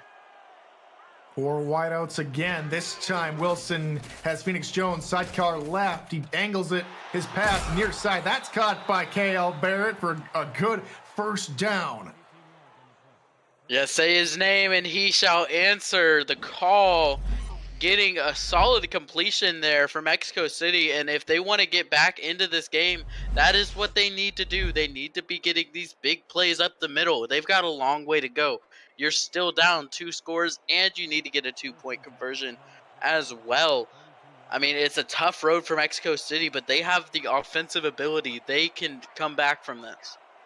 To answer Fox Highwind there in chat, far cry from what we've normally seen over the season. Yes, he's getting close to his career best, but definitely a little underperforming at the time of question, and then immediately kind of says, you know what, I'm gonna just show Mr. Falk what I can do, as he picks up for a couple more yards. That time, they're able to get Bentley involved for another first down on the far side, Ryan. Yeah, KL Barrett definitely heard what you said about him and decided to make a name for himself, getting a big completion there, nearing 100 yards, and Ray Bentley getting involved as well. I think Phoenix Jones, Ray Bentley, both have been a good tandem duo here in this backfield for Mexico City. Split back handoff up the middle is stuffed after maybe a gain of 1. This time it's David Harrell coming up with the tackle. It's so hard to run on these guys. I mean, it seems like most of the runs that Mexico City, they've been having some big ones, but most of the runs up the middle have just been able to get plugged by Fort Worth. They're finding a lot of success in the outside too. Wilson's going to dump it out far side on the screen. Pass there to Phoenix Jones, who picks up maybe about 5 yards before being brought down. It's 3rd and 4. And you look at the quarterback numbers as well. Matt Wilson throwing the ball well, but just not able to find the end zone over, near 280 yards and only 1 touchdown to his name. So he hasn't really been able to find that scoring that he would like. He would like to change that on this drive, though. Quick drop here from Wilson. He throws, finds Jason Bartley on the near side, and he's able to convert the first down before being hit down by Aiden Davis. Yeah, solid throw by Matt Wilson. I mean, this is the veteran presence that you get with Matt Wilson, the quarterback play out of him.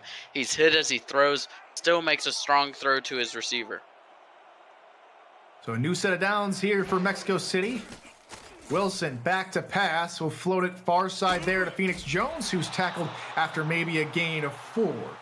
Sector 6 is the official apparel provider of the Simulation Football League. Visit sector6apparel.com or our website at simulationfl.net for replica team jerseys and completely customized jackets, flags, t-shirts, and more that help each team stand out from their opponents. Get the gear the fans wear with Sector 6 and the SFL.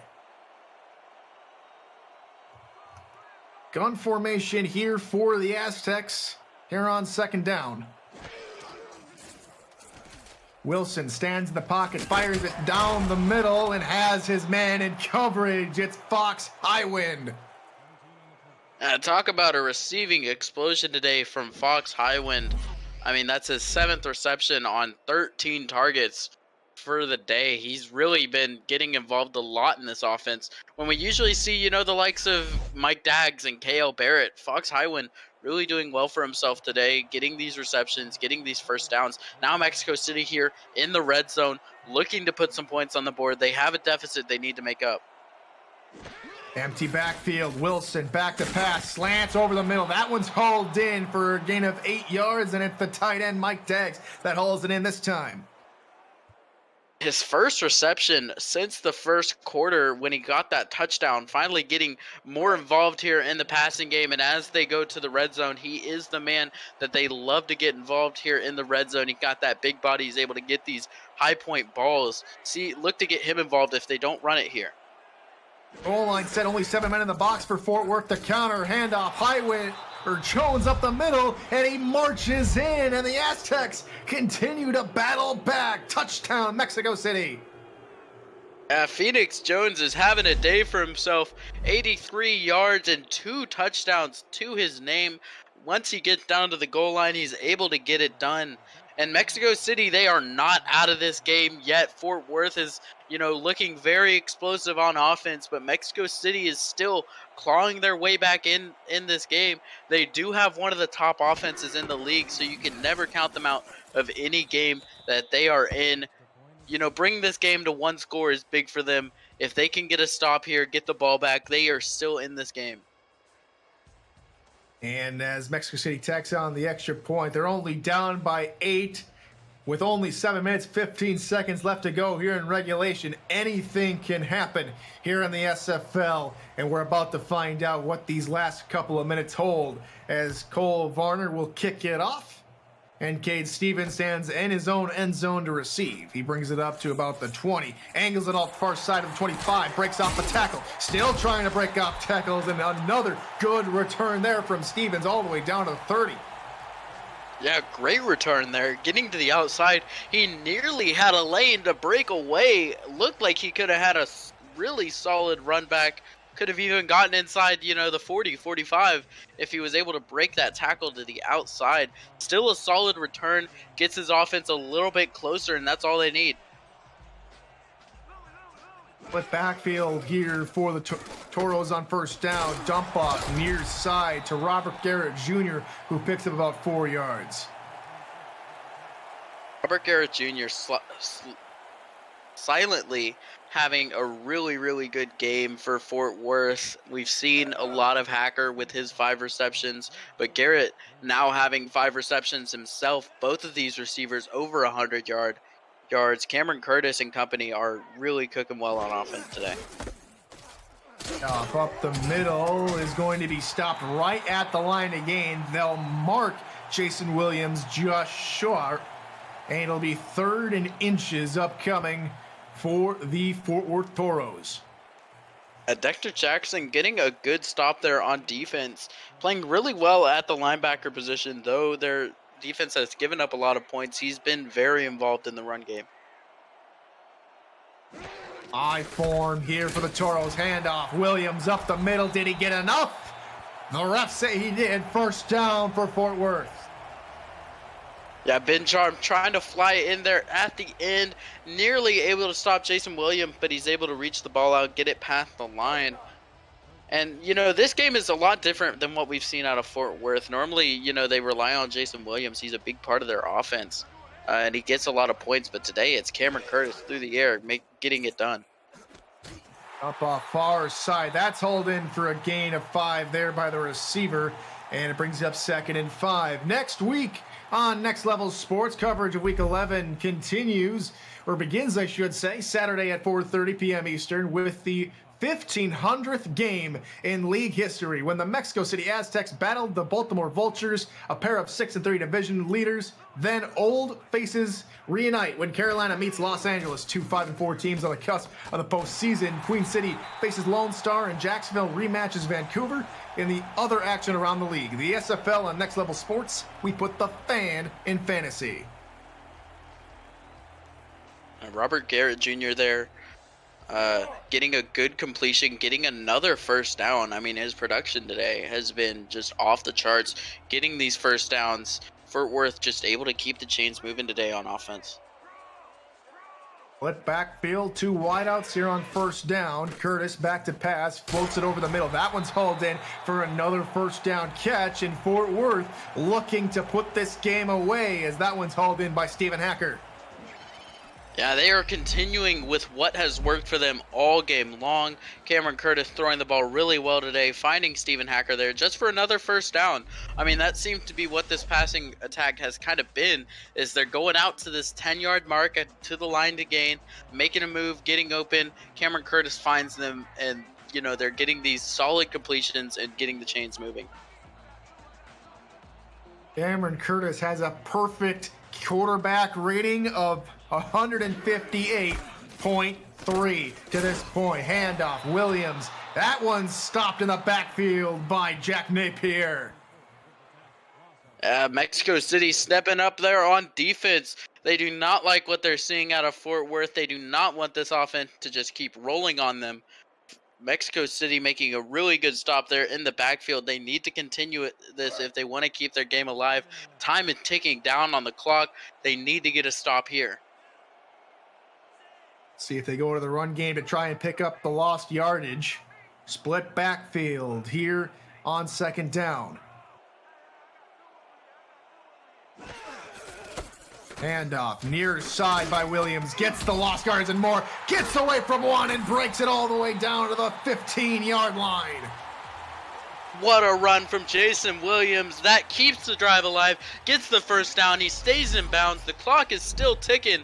And what could have been a stop there from Mexico City, he makes a move, breaks a tackle, and a huge gain for Jason Williams as Fort Worth yet again is in the red zone. They're threatening to score again.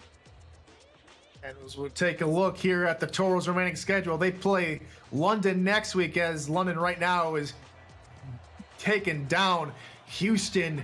That game in the third quarter, and to finish out the season, it'll be a divisional matchup against Lone Star, which, if things go their way for Lone Star, could be for the division lead and the division clincher. As here on first down, Williams gets trucked in the backfield by Penn Chabs. The Week 8 free agent comes through in the clutch.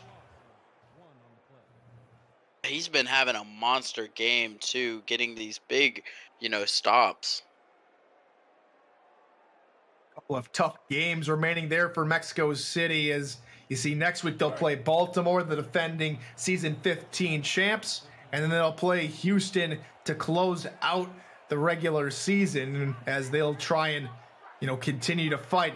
They have to win this game as if they would like to get the division lead, you would think.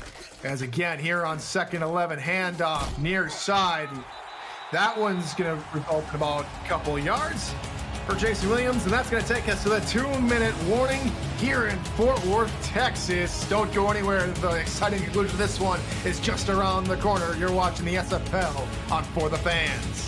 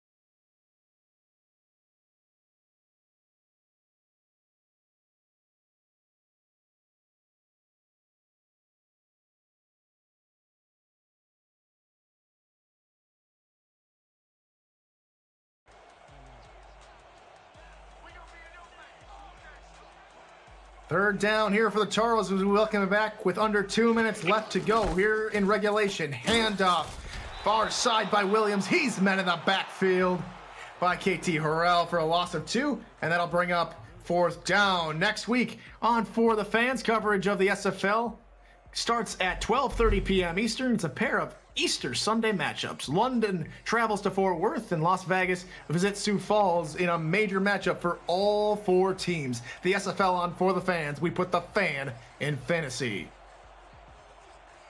Here comes Taco Sicario trying to put Fort Worth up by 11. It would make it a 2-score ball game if he converts.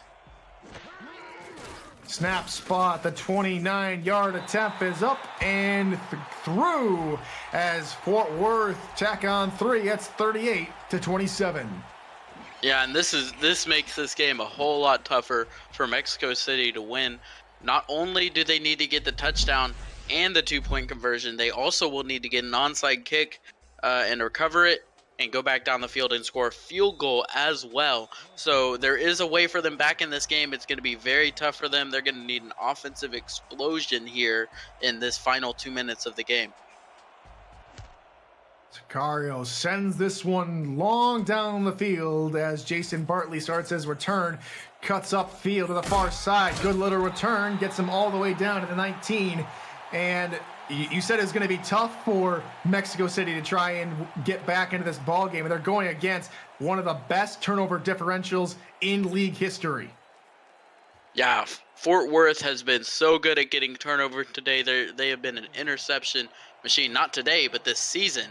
Today, they have not gotten any turnovers at all. They have not been relying on these turnovers. They've been using their offense and their tough stand-up defense to get it done today against Mexico City. Swing pass there for Phoenix Jones is caught as he runs out of bounds at the line of scrimmage, so no gain, second down. Yeah, they're going to need a lot more than that on their plays.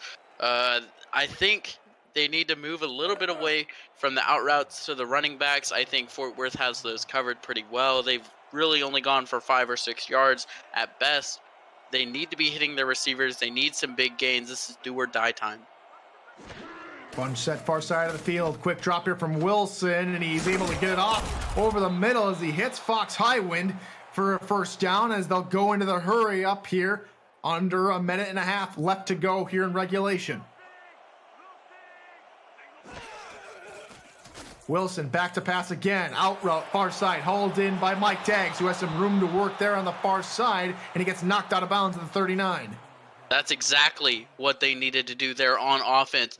They get up the field. They get themselves up about 40, 45 yards up the field on 3 plays where they're running these passes. They're going to their receivers, their big man. They find Mike Daggs, and though it was a short pass, you have Mike Daggs. He's Mike Daggs. I mean, come on. He's going to get some yardage on his own, gets some good gains, gets out of bounds, keeps the drive going for Mexico City. They need to find the end zone on this possession. 3 wideouts and 2 backs in the backfield behind Matt Wilson on first down. Quick drop, slant pattern, and said he'll elect with the check down near side. That's caught by Ray Bentley for a gain of 7, and they'll get back to the line in a hurry.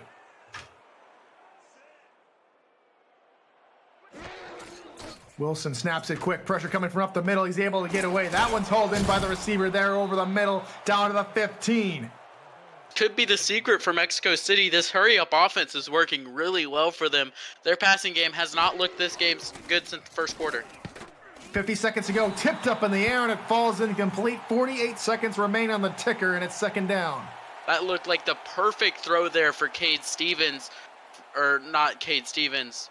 For Matt Wilson's receiver. He nearly got it to him, but Fort Worth gets their hands on the ball, gets it away from him, and he is not able to make the reception. Gun straight pattern here for the Aztecs. As coverage backs off here in the 3-2 dime for the Toros. Wilson over the middle, deflected away. Great defensive play by David Horrell, and it's third down. Yeah, Fort Worth defense is not to be messed with, especially here in the red zone. Bit of a short field for them, and that's where they work really well. They defended those, those first 10 yards of the field. They defended really, really well today. And whenever it's still a short field to gain after that, this gives the defense an advantage. Shotgun formation on a crucial third down.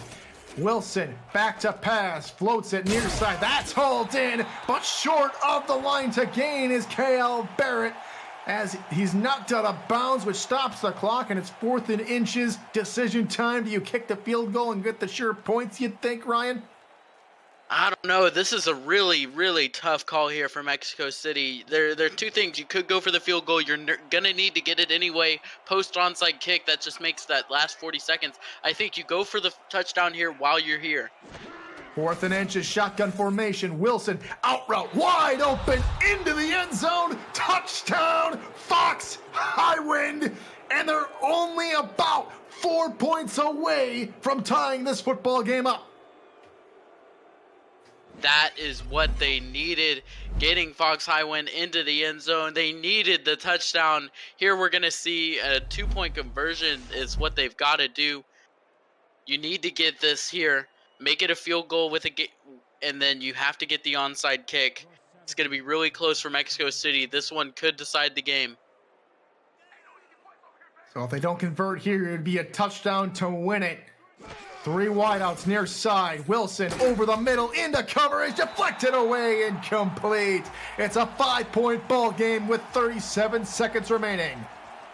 And Nacho Sicario on his birthday just made this game so much harder for Mexico City to win. The onside kick was a given no matter what. You have to recover that. But now they have to go down the field and score another touchdown if they want to come away with the win. This is the decider here, their onside kick. Kick is hauled in by the hands team of the Toros, and they'll take over here on the 41-yard line. It's Mike Caker that hauled in the onside kick. Solid for Fort Worth. That could put the game away. I don't know if it's possible for Mexico City to come back with the amount of timeouts that they have. Looks like Fort Worth is going to go into the victory formation and seal this win. So we'll see Cameron Curtis go under center. He takes a knee, has a perfect QBR on the day, 158.3. Just an outstanding performance. And I'm sure Cam and Gerald will talk more about that coming up on the SFL postgame update. We'll send you to bonus coverage of Houston and London. And then back to SFL studios with the aforementioned Cameron Irvine and Gerald Giudice for their analysis of the early game window, and we'll preview the SFL action that's coming up next on For the Fans. It's all coming up on the SFL postgame update. Another kneel and another timeout by Mexico City, and we'll see one more kneel down before we put a wrap on this football game. Ryan, Fort Worth has impressed a whole lot of people taking down Mexico City here today. Yeah, big division win for them as well. Mexico City is a formidable opponent coming in at 6-3. This was not an easy game by any means for Fort Worth. They definitely had the right game plan going into it. Mexico City, they planned for the run. They planned for Fort Worth to send Jason Williams at them. And though Fort Worth did do Jason Williams, it was more about Cameron Curtis and what he was able to do in the passing game. 22 completion today for over 350 yards and 4 touchdowns to his name. I mean, this man played perfectly today against Mexico City. Cameron Curtis played perfectly. And that is exactly what Fort Worth needed. I mean, when you have a quarterback that's playing perfectly, you should win every single one of those games. Fort Worth getting it done today in a tight division. This is, the toughest division in the SFL, I would say. And, every win counts within the division. And now Fort Worth officially takes the lead in the division with the win here today. 38-33 is the final score. And 2 of Cameron Curtis's touchdowns went to Cade Stevens. He had 3 receptions, but he was shades of Randy Moss, nearly going 3 targets, 3 catches, and 3 touchdowns. But an absolutely phenomenal day by this entire receiving corps. Yeah, absolutely. Cade Stevens getting it done in the red zone. He got hit right before the goal line on that 3rd reception, too. That would have been awesome if he could have gotten 3 touchdowns on 3 receptions. But, it's also the performances of Stephen Hacker. 7 receptions on the day, over 140 yards, and a touchdown to his name. Robert Garrett Jr., 6 receptions, over 110 yards, and a touchdown to his name as well. Both of these guys stepped up in the passing game. They're able to provide these big explosive plays and provide these windows where Curtis could find them. And that was really a big part of this offense and a big part of this win today. And we also have, we can't forget about Jason Williams as well. He has been the powerhouse of this offense throughout this season. This time they go differently, but he still has the big game. He's still able to, find ways that he can make an impact, even if he's not the focal point. 18 attempts on the day, but he still gets 88 yards and a touchdown to his name, still making an impact in his own way. And it was just a performance of offense by Fort Worth. Their defense didn't show up in the way that, you normally would expect. Matt Wilson threw for 380, plus yards against this Fort Worth best off-passing defense in the league. So the player of the game today, as determined by the pundits, goes to Cameron Curtis on his perfect QBR rating and an absolutely stellar performance here today at the Stockyards. And so for Ryan Cowdell and Delaney Nash and Cameron Curtis, I've been Tyler Falk. We're going to send you over to across the pond to Queensway, where Jeff Melanishin and James Walters have the call for the remainder of that football game. Take care from Fort Worth. Short drop, throwing it across the middle. Passes caught by the receiver for Houston.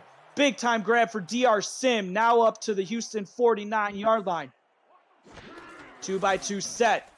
E.T. King throwing it deep. Passes caught. No way! Down the sidelines. That is caught by Kyle Finnemore.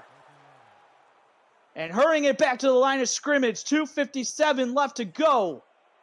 E.T. King, 2-by-2 set. Takes the shotgun snap. Throwing it deep! And it's incomplete. Looking for Leroy Brown. Want to welcome in the viewers who just saw Fort Worth Toros take on and beat the Mexico City Aztecs 38-33. I'm Jeff Melanishin. My my analyst, is James Walters. We are coming to you live from Queensway in London, England, where London is on top 23-7, but Houston trying to mount a comeback. E.T. King, the veteran quarterback, with pressure in his face, throws it. Touchdown! DR Sim! Wow, that man defense is actually starting to hurt them right now. They are getting burned. The question is, are they going to kick an onside kick when they after they get this extra point? 5-play, 74-yard drive. It was the hurry up that got him most of the way down there, and now they're going to go for 2. E.T. King under center, got the fullback and Warren Murray lined up in the backfield. Short drop, throwing it to the back of the end zone, diving attempt, but it falls incomplete.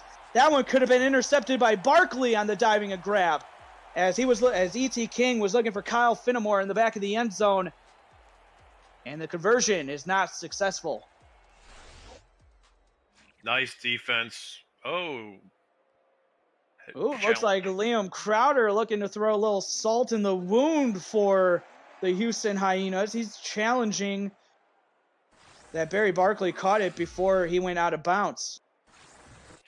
Looked like the ball might have hit the ground as he went to the ground, so it'll be interesting to see what R62 says about this. Welcome to Queensway in London, England. For everybody tuning in on For the Fans. As R62, the ruling on the field stands. So London losing a timeout. They're up 23-13. And now a 10-point game. We will see the onside kick attempt from the Houston Hyenas, as Max Espresso's got the ball on the tee. There's the kick, but it's fielded by the London Knights as they hold serve.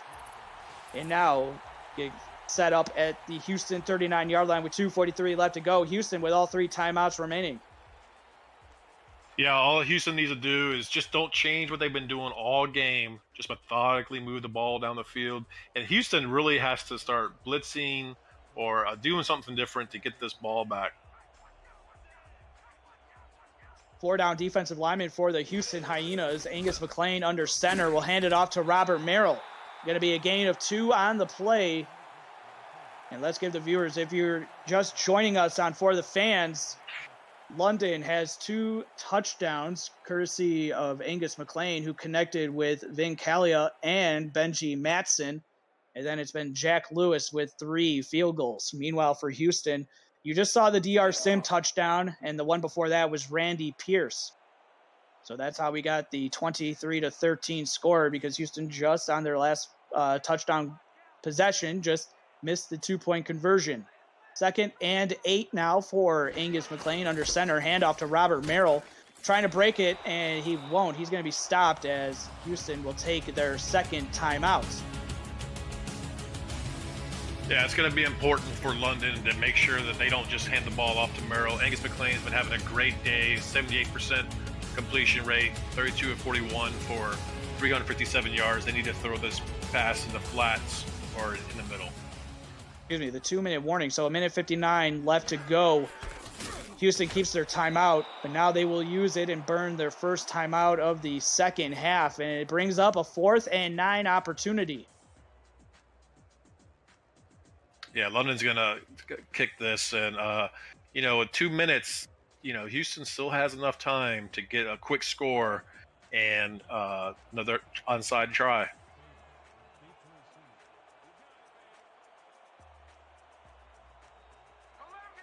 Sector 6 is the official apparel provider of the Simulation Football League. Visit sector6apparel.com or our website at simulationfl.net for replica team jerseys and completely customized jackets, flags, t-shirts, and more to help each team stand out from their opponents. Get the gear the fans wear with Sector 6 in the SFL, and a nice punt by JT Delaney. And now E.T. King will have to go the length of the field for another touchdown. This is their worst starting field position of the game. Yeah, it's great to have a contract punter on the team to get you in that good field position. 370 yards for E.T. King. More importantly, no interception since the first half. 7-step drop, throws as he's hit, deep downfield, connects. Pierce again with another grab. Being chased from behind by Reed. Gonna be stopped at the 14. Big pass. Just, again, took the top off the defense. I mentioned before, got to be careful with that man defense. And looks like Gagne was trying to cover the tight end. Beautiful catch and run. And remember, that's how they scored the touchdown with Randy Pierce on the first touchdown grab of the game for Houston, where it came in the 4th quarter. It was Jeff Gagne on the coverage of Randy Pierce and just couldn't keep up with him. So now inside the SFL red zone. 1:39 left to go. 1 timeout remaining. 2-by-2 set for the Houston Hyenas. And E.T. King, the veteran quarterback, has ice in his veins. 4-down defensive lineman for London. Hit as he throw again. Diving attempt incomplete. Wow, if he didn't get hit, he might have had that because it just sailed on him. Receiver is wide open. The defensive line is getting their time and time again the last couple of plays for London. It's just E.T. King is just sitting there taking these shots and throwing it right before he gets hit. Man, what a play from the veteran quarterback here for the Houston Hyenas. Now he's going to be in the shotgun split back formation. 2 receivers to the bottom of the formation, 1 to the top here on 2nd and 10. Quick throw out to the sideline. And that one is going to be caught and falling out of bounds is Kyle Finnemore. Yeah, that was a key thing, is getting the clock stopped, get some composure, figure out what this next play is, and let's get it in end zone. 3rd and 4. Houston is 4 of 8 on 3rd downs in the game, 50% clip. With this time, this is a more important 3rd down that they've had in the game. 2 of 3 receivers to the bottom of the formation, 2 to the top. Empty set for E.T. King. Blitz coming, throwing it across the middle, off the hands of Corky and incomplete. Wow, that was a perfect pass. He had a chance, and it looks like they're going to go ahead and get go for the field goal and get that out of the way early. So 4th and 4, and Houston will bring on Max Espresso for the field goal opportunity. looking to make this a 7-point game.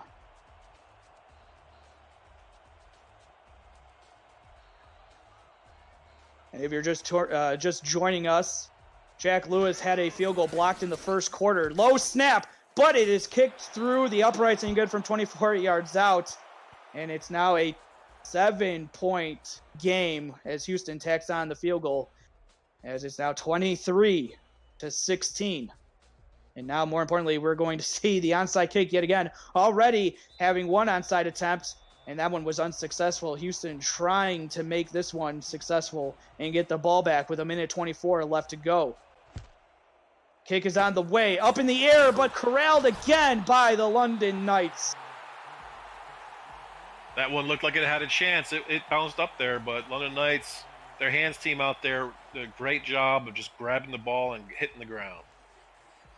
So, more importantly, with 1:22 left to go, Liam Crowder and the rest of the London Knights can breathe a sigh of relief, knowing that Houston only has one timeout remaining as we get the best formation in football, the victory formation, and a couple kneel downs from Angus McLean.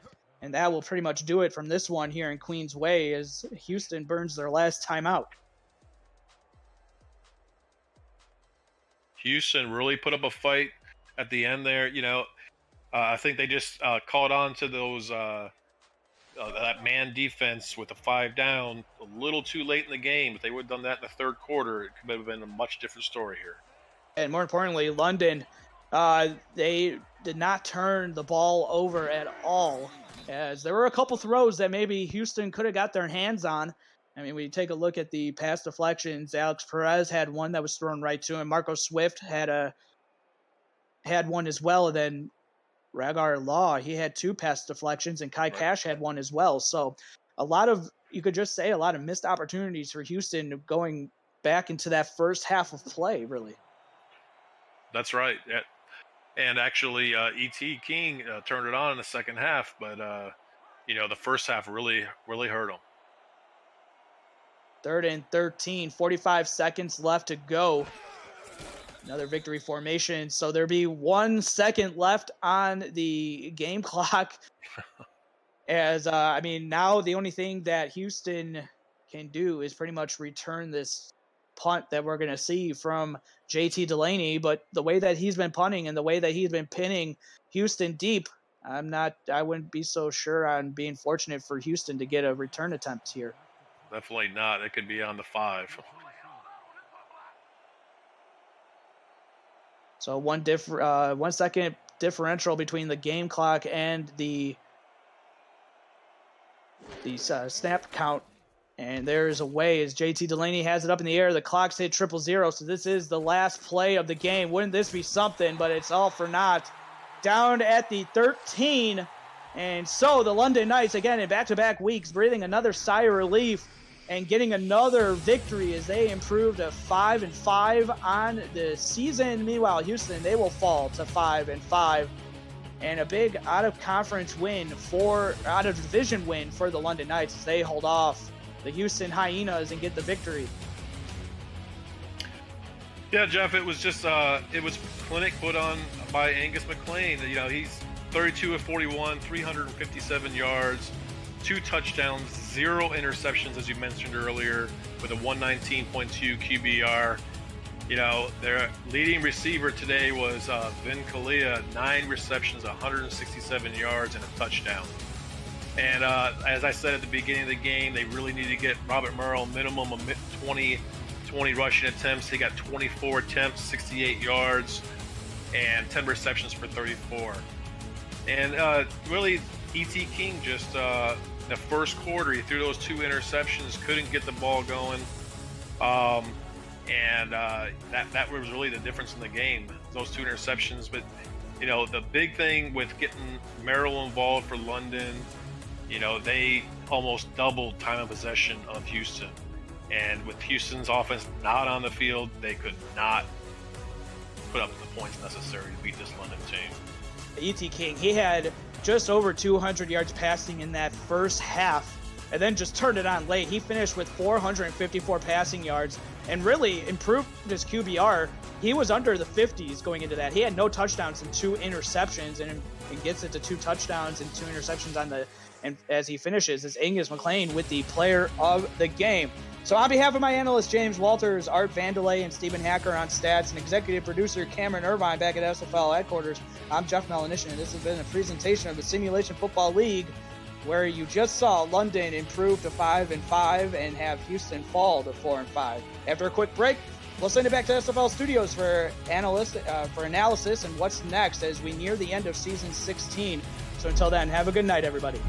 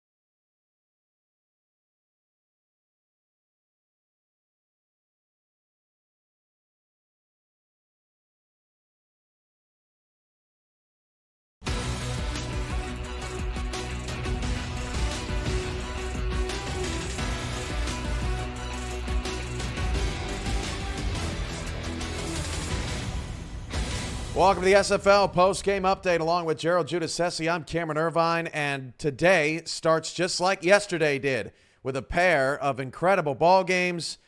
Gerald, we just got finished watching London hold off Houston. Boy, do the Knights sure love to make things interesting, don't they? They're now 5-5.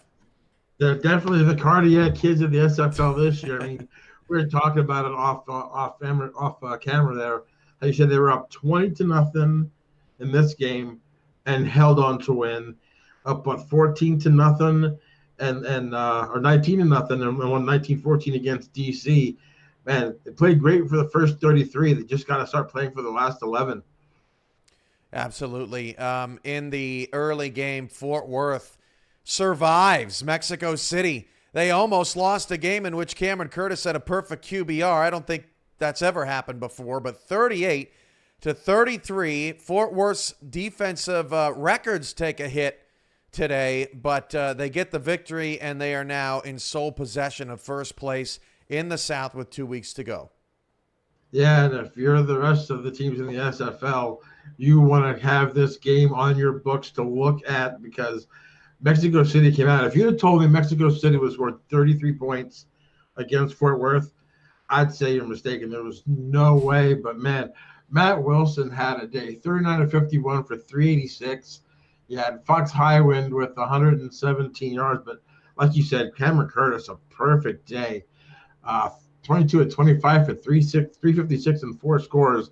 Not a turnover in the game. It was just really played, but just Fort Worth's defense was just a little bit better in that first quarter, and that's what proved to be the difference. And not only would they score 33 points, but they'd score 33 points and lose to Fort Worth. That was crazy as well. All right, well, here's what's coming up next on For the Fans. And this block, if you're in the Atlantic Division, boy, do you care about this. Florida at Charleston. Florida's 7-2. Charleston's 5-4. Then on the SFL Twitch channel, Jacksonville's 6-3. Carolina is 5-4. The division is up for grabs this week. They all play each other again in Week 12, but how do you see these matchups, Gerald? I think Florida has the edge on Charleston. I'm not saying Charleston couldn't win, but I think Florida could really put them in the driver's seat with the win here. Jacksonville, Carolina, I like to see Jacksonville use the arm of Christensen. I think Harish Prasad is going to be the big thing for Carolina. I think getting him on offense and special teams going, that might be a good game. Both 5-4 teams are at home here, Gerald. Charleston did beat Florida at home in their last meeting. Carolina wearing some Honolulu Legends throwbacks today, but Jacksonville's had their number. How does Carolina do it? We know Charleston can do it against Florida, but how does Carolina beat Jacksonville today? That's a tall order. Like I said, I think Harish Prasad's going to have a really good game. They got to minimize the turnovers. That would be the big key, I think, and is to keep the ball away from Jacksonville's offense, because Jacksonville can put up points quick with Christensen, and they have the weapons in Gossett and Willis. I think that's going to be their key. We will find out on the other side of the break. Gerald and I will keep you updated all afternoon long on the big showdowns in the Atlantic. Charleston and Florida get us kicked off after the break. You're watching the SFL on For the Fans, and this has been your post-game update.